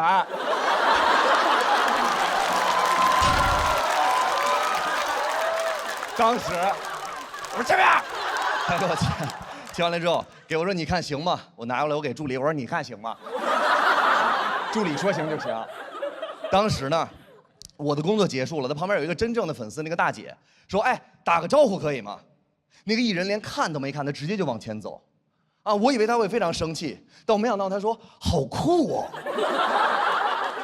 我不行了，我说他连理都不理你，你这样吧，我拿一张海报，我说你别问为什么，直接拿这个海报找助理领50块钱。啊，他说不，我想要这个海报。对我的那时候年少冲击太大了，冲击太大了。有一个跟我一块干的兄弟就劝我说：“哎，干嘛这么大冲击呢？你以后干不干？”我说：“以后我真不想干了。”他说：“你别不干，这活多好啊，就站明星旁边，什么都不用干，给点反应，实在不行傻笑就行，还有钱拿，不干白不干。我想天天干。”我说：“呀，有道理啊，大哥，你怎么称呼？”他说：“我叫阎鹤祥。”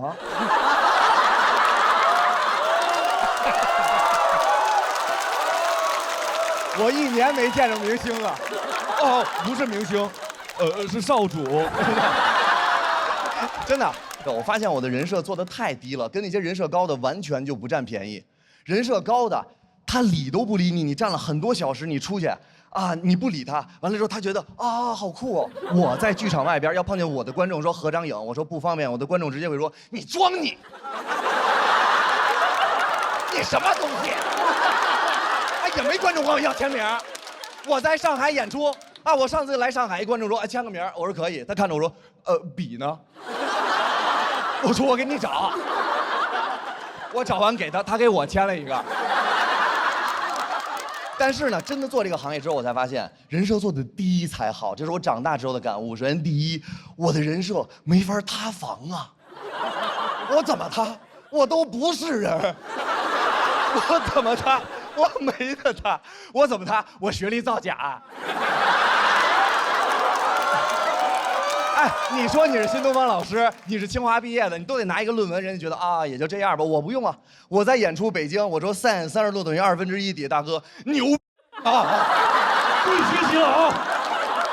我没法塌呀，但是最近网上的确说我要塌了。啊，的确说我要塌了。他们开始传这世界之大无奇不有，他们说付航塌房了，原因是学信网查出付航的学历竟然是本科。我不想澄清，人都让我澄清，我说不澄清，就这样吧。我也想进步啊。你见过塌房往上塌的吗？连点普通塌房我塌学区房。我呢，发现观众什么都能包容我。我看其他人一说要结婚啊，其他人都说哦不要结婚，不要结婚。其他的观众啊不要结婚，不要结婚。我演出的时候试了一下，我说我可以结婚吗？底下观众说你可以结扎。他禁止野生动物表演。当时我就发现我其实这个人设还挺好的啊，没有什么负担，比较真实。但是我发现也避不开。前2天接了一个活，甲方跟我说要提供安保，我说如果我演完出还得穿制服给你站岗，得加钱。他说不是，是给您提供安保。我说如果你给我提供安保，就会出现全天下之最尴尬的情况之保安保护保安。那保安也太安全了。我就希望这些荒唐的事少一点，不要看这些舞台上边觉得这个人是谁，其实每个人都有真实的一面。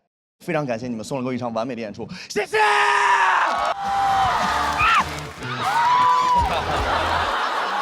我最近一直在拍戏，但是不是这个意思啊，就有很多事儿是我完全之前没想到的。我在北京拍那个电视剧的时候，导演就经常会让我们实拍，就从一个胡同里出来，然后哭，扶着那个电线杆，然后所有的路人就是真的都是真实的，他们就从我面前过。我说就这么拍吗？他说对，就这么拍。我说那就来吧。我从里边出来，完了之后扶着电线杆开始哭，就哭得非常伤心，像那种大哭，就然后鼻涕流3个水晶吊坠，就这样。我这哭呢，完了过来一个大姐看着我，付航。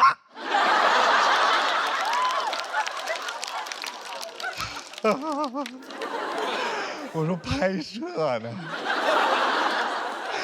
拍摄呢。大姐看着我，拍摄。我说拍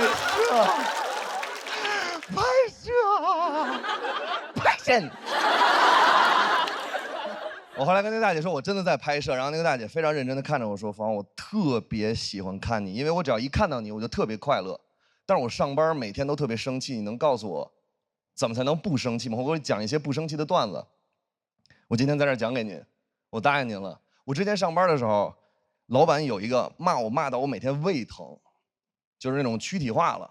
他只要一跟家里边打架，然后他就来这儿骂我，骂其他的员工。我当时说不能因为这个事儿把我自己身体都弄坏了。我开始上网学一个操，叫不生气操。真的有这个操，朋友们，完全没开玩笑的。然后就是双手这样抬起来，大家可以一起做，你知道吧？就看着远方，完了面带微笑，就是不生气，不生气，生起病来没人替，就这么简单。全网教学非常详细，但没有一个人告诉我是生气之前做，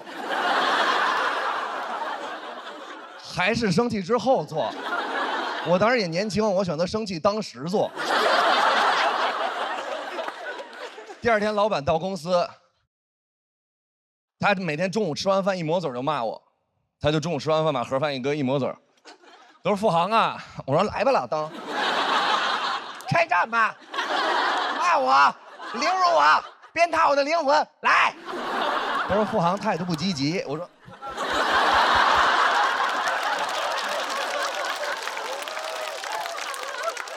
朋友们，我真的跟你们说一下啊，第一次的不生气操真的推荐你们去做，因为第一次跟后面的无数次完全不一样。因为第一次，你100%会为自己蠢笑。你想，就是路边过来一个人，走了看着你，废物，完了你看着他，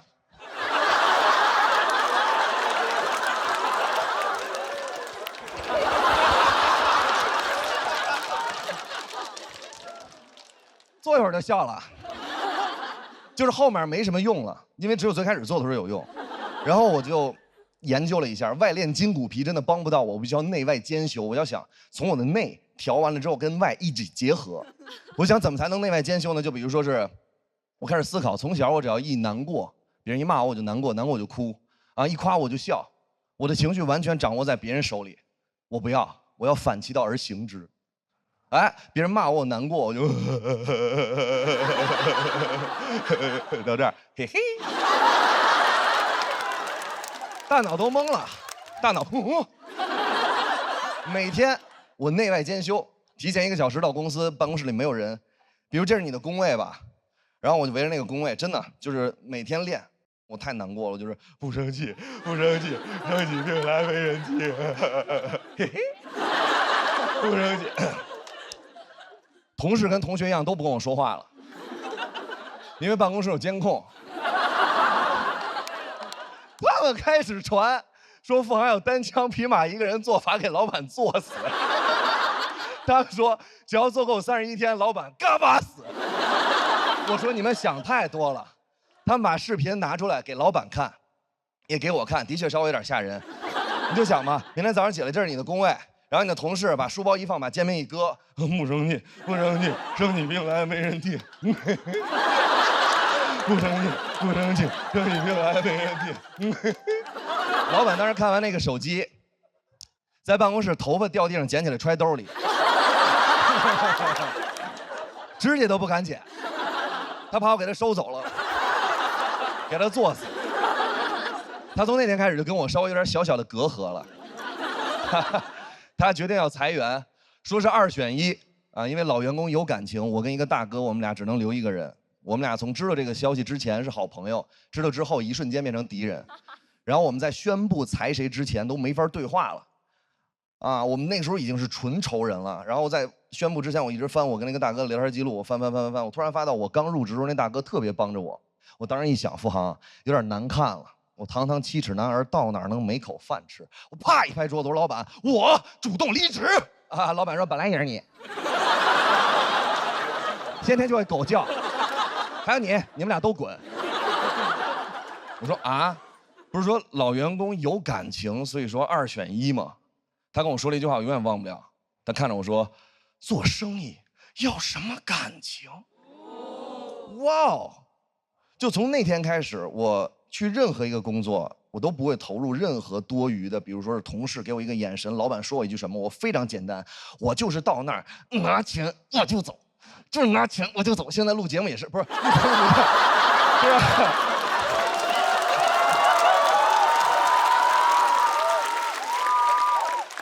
录节目的时候给你们讲什么段子，如果你们当时没笑，我会非常难过，但是录完就不会了。真的，因为那时候就是 money in my pocket。没有，开玩笑。当时我非常生气，但是我想就这样算了，我就开始收拾我的那些东西。收拾的时候，他还骂我，啊，我那火腾就上来了，我这胳膊腾就抬下来了。我说你再骂我一句，他说富航，你还敢做操？我看你再敢做操，我说已经给你做上了，我做死你，我走了也给你带走。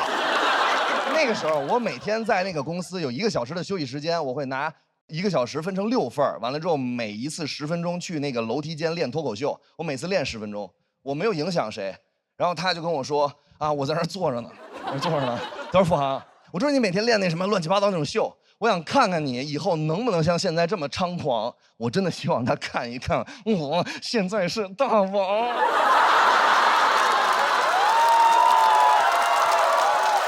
白玉兰的现场要是这样就好了。但是，只要有机会我就去，任何颁奖礼我都去。我从来不怕场子凉，我就怕恐惧。因为不管场子有多凉，我都不难过，因为我的鲜血永远炙热。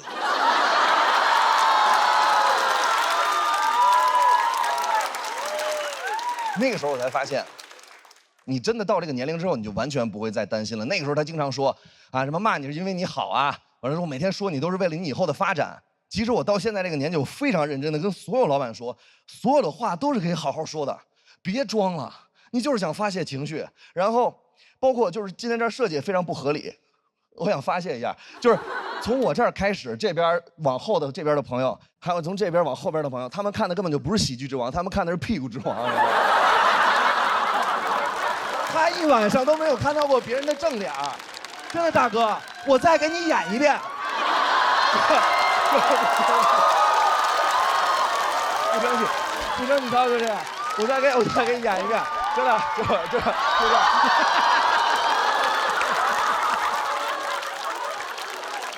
真的，大哥太辛苦了。然后，我就希望就是大家能开心一点。但是今天大家肯定会非常开心，为什么呢？因为我们都喝上了传说中的统一春福无糖茶了。哎，绿茶鲜爽，焙茶醇厚，一口春福，茶香倍儿足。喝完了之后完全不一样。我当时呢，别人问我，哎，这个统一绿茶，喝没喝过有什么区别呢？我说当然有区别了，就好像我以前没拍过戏，有很多东西你没有尝试，你完全不知道。我拍戏还有一个故事是，我那个电视剧呢，我一直以为是1、2、3、4、5集就顺着拍，我真的拍完了之后才发现完全不是，根本就不是。他可能第1天拍第10集，然后他第4天拍第1集。我呢之前不知道有接戏的这一个说法，所以说拍戏的时候也出了一些小问题。当时有一场戏，第1天拍第1集是我在监狱里跟管教解释为什么我跟黄毛狱友打架，原台词是黄毛把鞋脱了，脚啪放在这儿，我跟他打起来了。但是你知道我爱即兴，我当时跟狱警说的是，我说您知道吗？黄毛把鞋脱了，脚啪放这儿，塞我嘴里了。导演说过，我说太棒了。过了3天，拍我跟黄毛打架。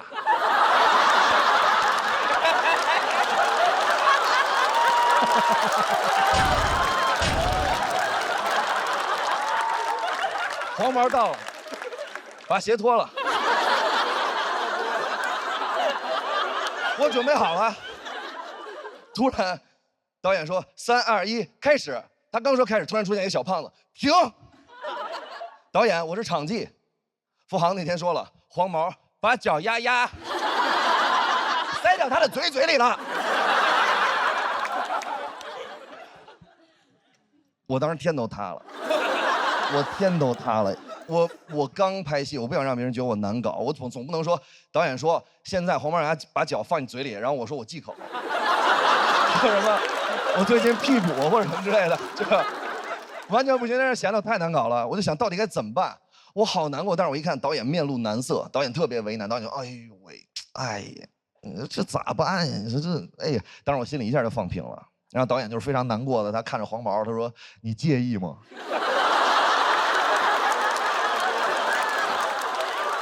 我说：“他的脚丫丫在我的嘴里，你问他介意吗？”我那火腾就上了，我这胳膊他就抬起来了。看，哇！你们越鼓掌，我做得越快。哎，我就坐起来了，我完全坐起来了。啊！导演转头看我一眼，他看着黄毛说：“你赶紧脱鞋吧，父王着急了。”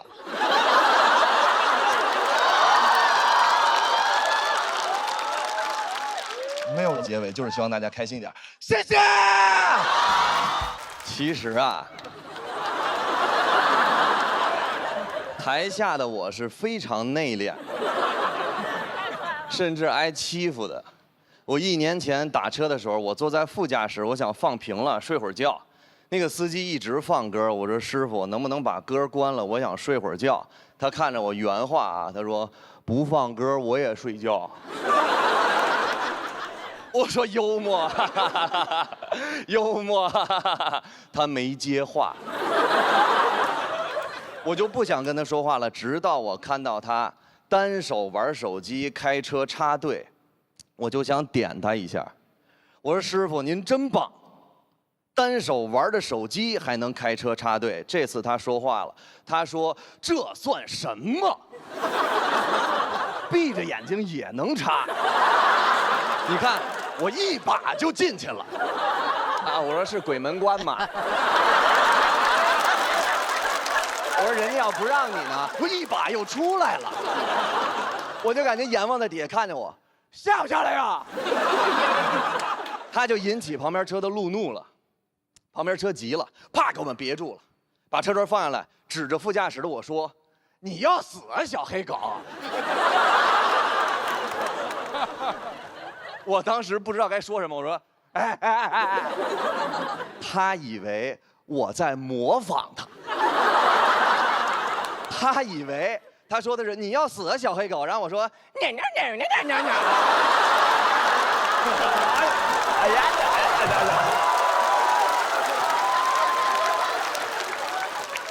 他急了，他把车门叭关上，把车啪横前面，下来，下来，我整死你，下来！那司机看着我，先生，您要下车吗？我说你是裁判呀，我死也不能下车呀。他走到车前面，下来，下来。当时他往过走，我说师傅，他过来了。师傅，他过来了。那司机，我说师傅，他过来了，你把他打出去呀！你不打出去呀！那个司机路怒的就站在车头说下来，啊，他就一直骂我，把我兽性骂出来了。我也不是好欺负的，朋友们，我隔着车玻璃就给他作揖。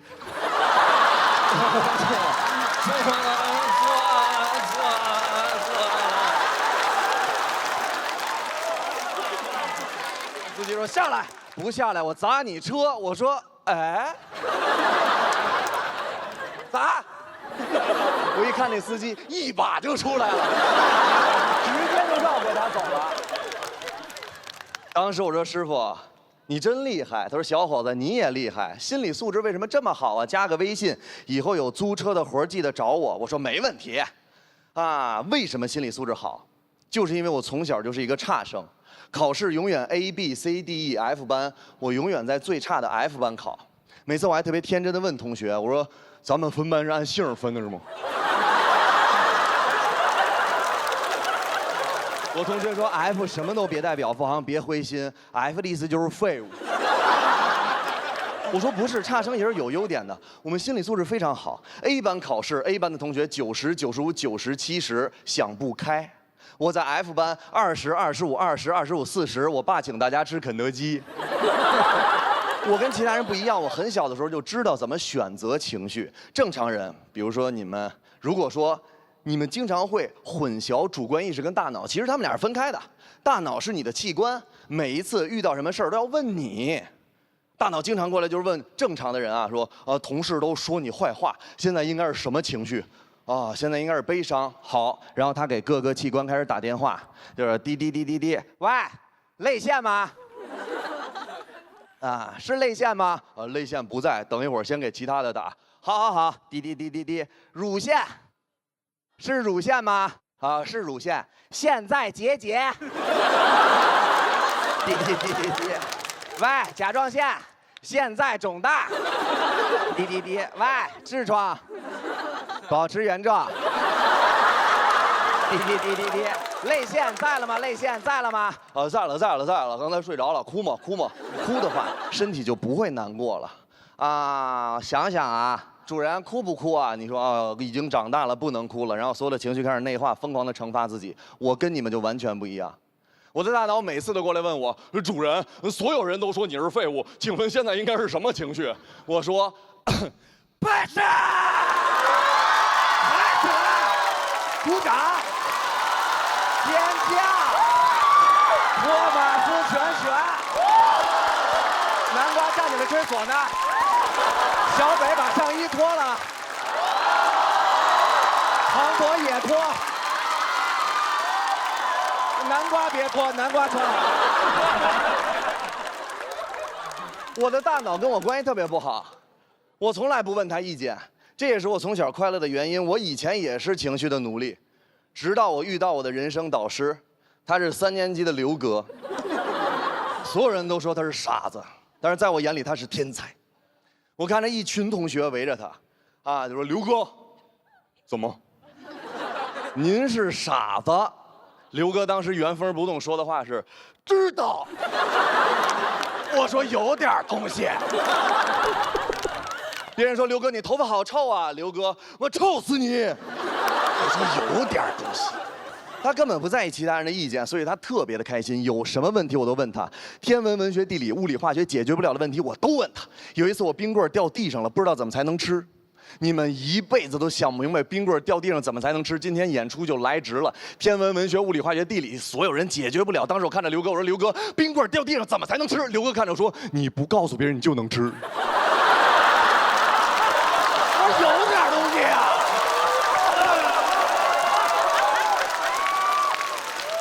我看了上面沾的沙子，我说这咋吃啊？但是上面有点沙子呀。刘哥看着我说：“没事儿，兄弟，我帮你。”他一把拿过来，缩了，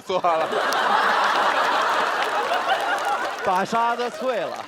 你吃吧。我说先生大义，以身入局，胜天半子，但还不如带着沙子呢。你真是傻子呀！我拿下那根冰棍，我说这咋吃啊？这咋吃啊？走到学校门口，高年级看着我，冰棍给我吃。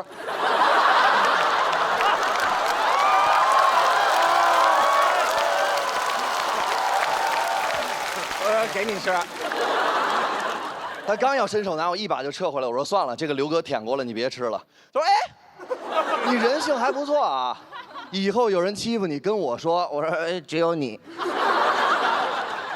小时候生活条件，尤其是在学校里边，差生面对的更多，所以我们的品质非常坚韧。工作之后，所有那些骂我的话，我真不往心里去。听得懂的我不生气，因为我都听得懂，我练这么多年了。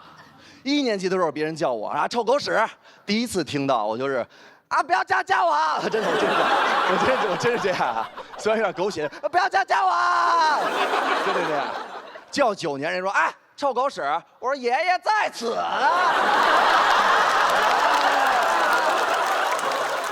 我根本就不在乎，朋友们，听不懂的我更不难过，因为我都听不懂。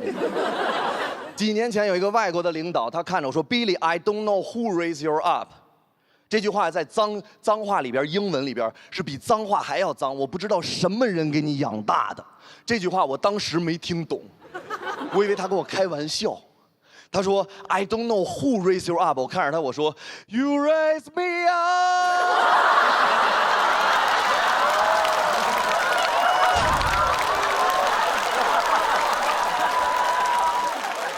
今年我才懂，这就是唯一一个能伤害我的话，这就是传说之中那种当时没听懂，突然懂了之后我非常痛苦，一直想报仇。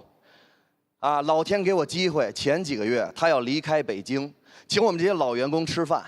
啊，有的人给他送礼物，有的人说明天要开车送他去机场。我说不用你开车了，我认识一个司机。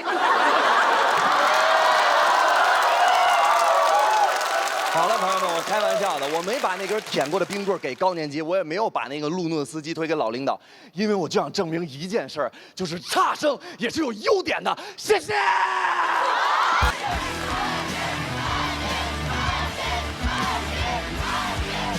哎，谢谢大家，感谢，的确非常有热情啊，真的。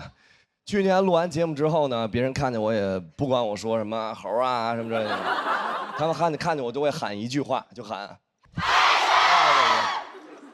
这些呢是一些比较让我开心的转变，还有一些是让我感觉比较尴尬的。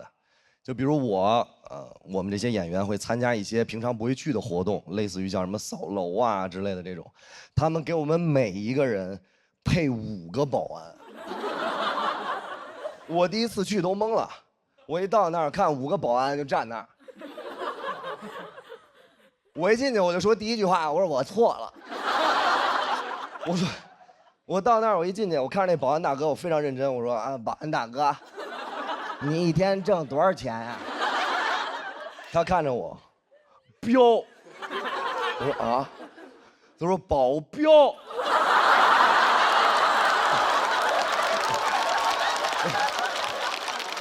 哇，了解。那大哥，请问你这个保安跟保镖有什么区别呢？他说保镖啊是啪，啊，保安是我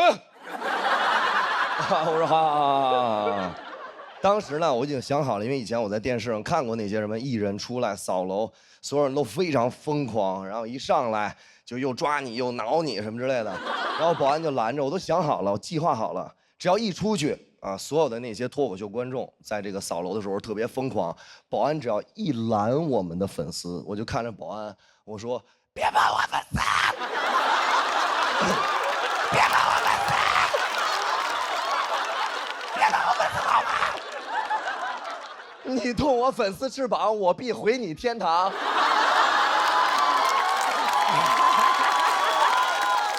我都想好了，完了之后粉丝看着我说：“哎呀，付航好霸气！”啊，第一个热搜，付航霸气护粉，我都已经完全想好了。然后保安呢，因为我一拉他一个踉跄，但是我一把我就拉住保安，我说我不光保护粉丝，我也保护你。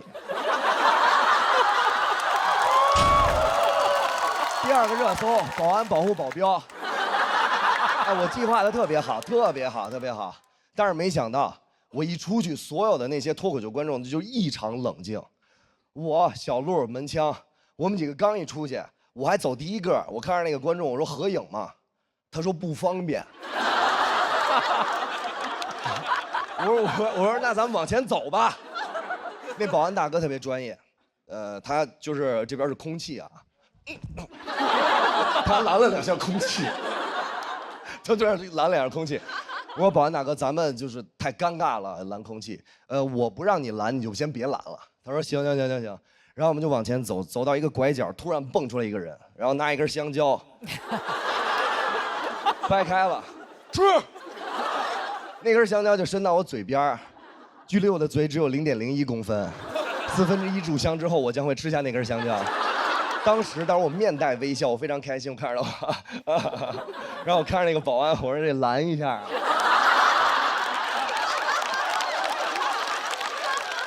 我说你拦一下啊！那保安哦，知道了，付航不许吃香蕉啊！我说拦他。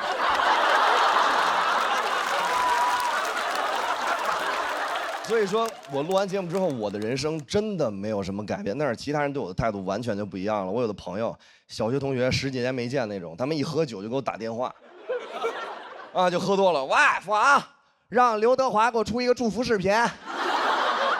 我说我不认识刘德华，他就跟我说，哎，我在酒局上，我那个，哎，帮我圆一下。我说行吧，我说实在行，我行，那我把电话给华哥。然后我说啊，华哥给你电话。然后等了好久，终于等到今天。你好，我是刘德华，就干这种事儿。还有一些什么亲戚之类的，过节的时候会把孩子推到我面前，就是把一个小男孩就这么高，然后对，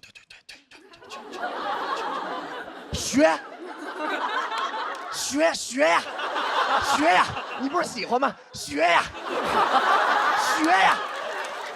那小孩去，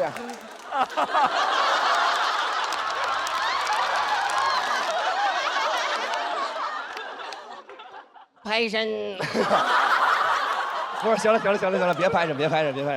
你喜不喜欢？你说实话，孩子，你喜不喜欢？我也不知道，我不知道自己适合什么。我一想，真的是，其实我们很多人，我其实从小到现在，我真的不知道自己特别适合什么。小的时候就是什么流行学什么，我是一个数学的纯学渣，就是100以内的加减法我得算2、3分钟，就是空算，但我不是智障啊。那个女孩看出来了。其实呢，我数学这么差，但是那时候特别流行一个叫速算的补课班，我不知道大家知不知道。啊，对，在大街上有发小广告的那种，就是过来就说，哎，家长，你的儿子是速算天才，愿意来上一节体验课吗？我爸说不去。是免费的，那不早说。就带着我就去了。我第一次去上那个速算体验课，我永远忘不了。速算就是老师出一个非常难的题，特别难，几千加几千乘以10几，然后孩子呢不拿纸算，也不拿脑子算，拿手算，然后嘴里还嘟囔着，算起来就是哎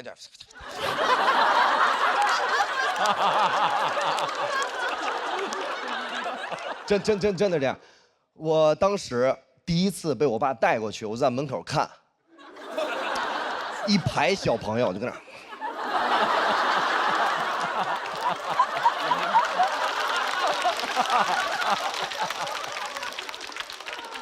我一直以为我爸给我报了一个骰子培训班，就是开你喝。我是以为这样，我都不知道学什么。我爸说学进去学，然后我就学了1节课。老师呢要考验我们的学习成果，啊，就问其他同学，老师跟打了鸡血一样。刘子欢，那小孩，3355667加553321乘以15多少？那小孩好。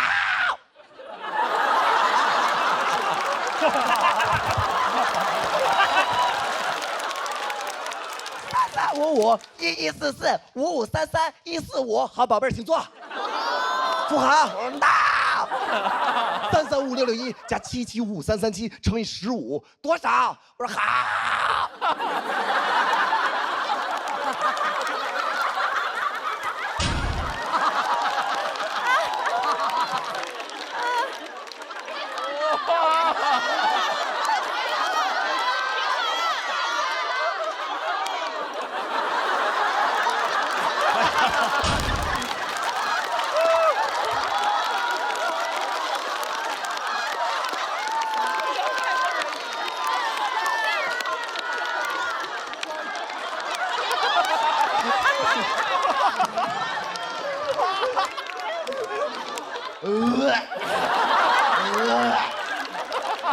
老师说别让孩子算，再给孩子算死了。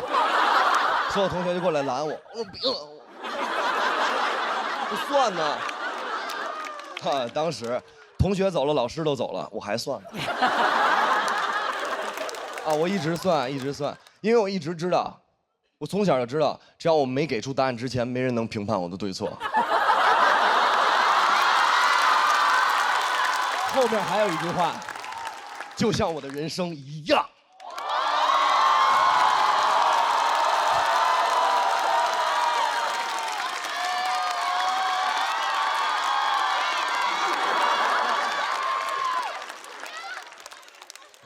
爱死你们了！当时呢，我自己学完了也感觉自己特别厉害。然后我出来，我爸你知道那时候的家长他不管你喜不喜欢，他就问你会不会。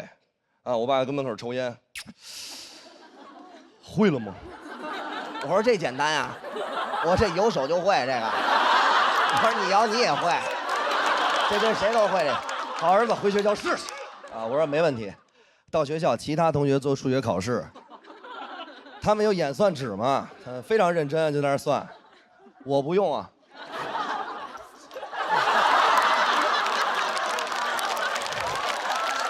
我就这么算，同学看我，老师我害怕，你怕个屁，你怕，你不算。老师从远处就走过来说：“哎，这哪班的？这个是？哎，这是哪班的？哎，孩子，哎，孩子，你干嘛呢？孩子，你不会做，给你奶奶叫下来，你也不会。我说我算呢，我不是召唤呢。他就把这个事儿就反映给我父母了，我父母就不让我学这个了，我特别开心，因为。”我小的时候就是那样，我觉得今天没有作业我就特开心，我觉得人生没有烦恼，就感觉后面都没有烦恼了，但是烦恼永远是一个接一个的。学校里边虽然我们有补课班了，但是古惑仔又开始流行了学校里边出现很多那种黄头发，完了之后抽根烟，就跟那儿那种高年级先学古惑仔，学完了拿我练，那抽根烟就指我，就是哎黑了吧唧的过来。我小时候也比较天真，我说来了，我怎么了，哥哥？怎么了，哥哥？每天给我5块钱，要不然扇你大嘴巴。我说哎呦，真是个噩耗哎。我说你别给我幽默，每天给我5块钱，算算一个月给我多少？我说还得算。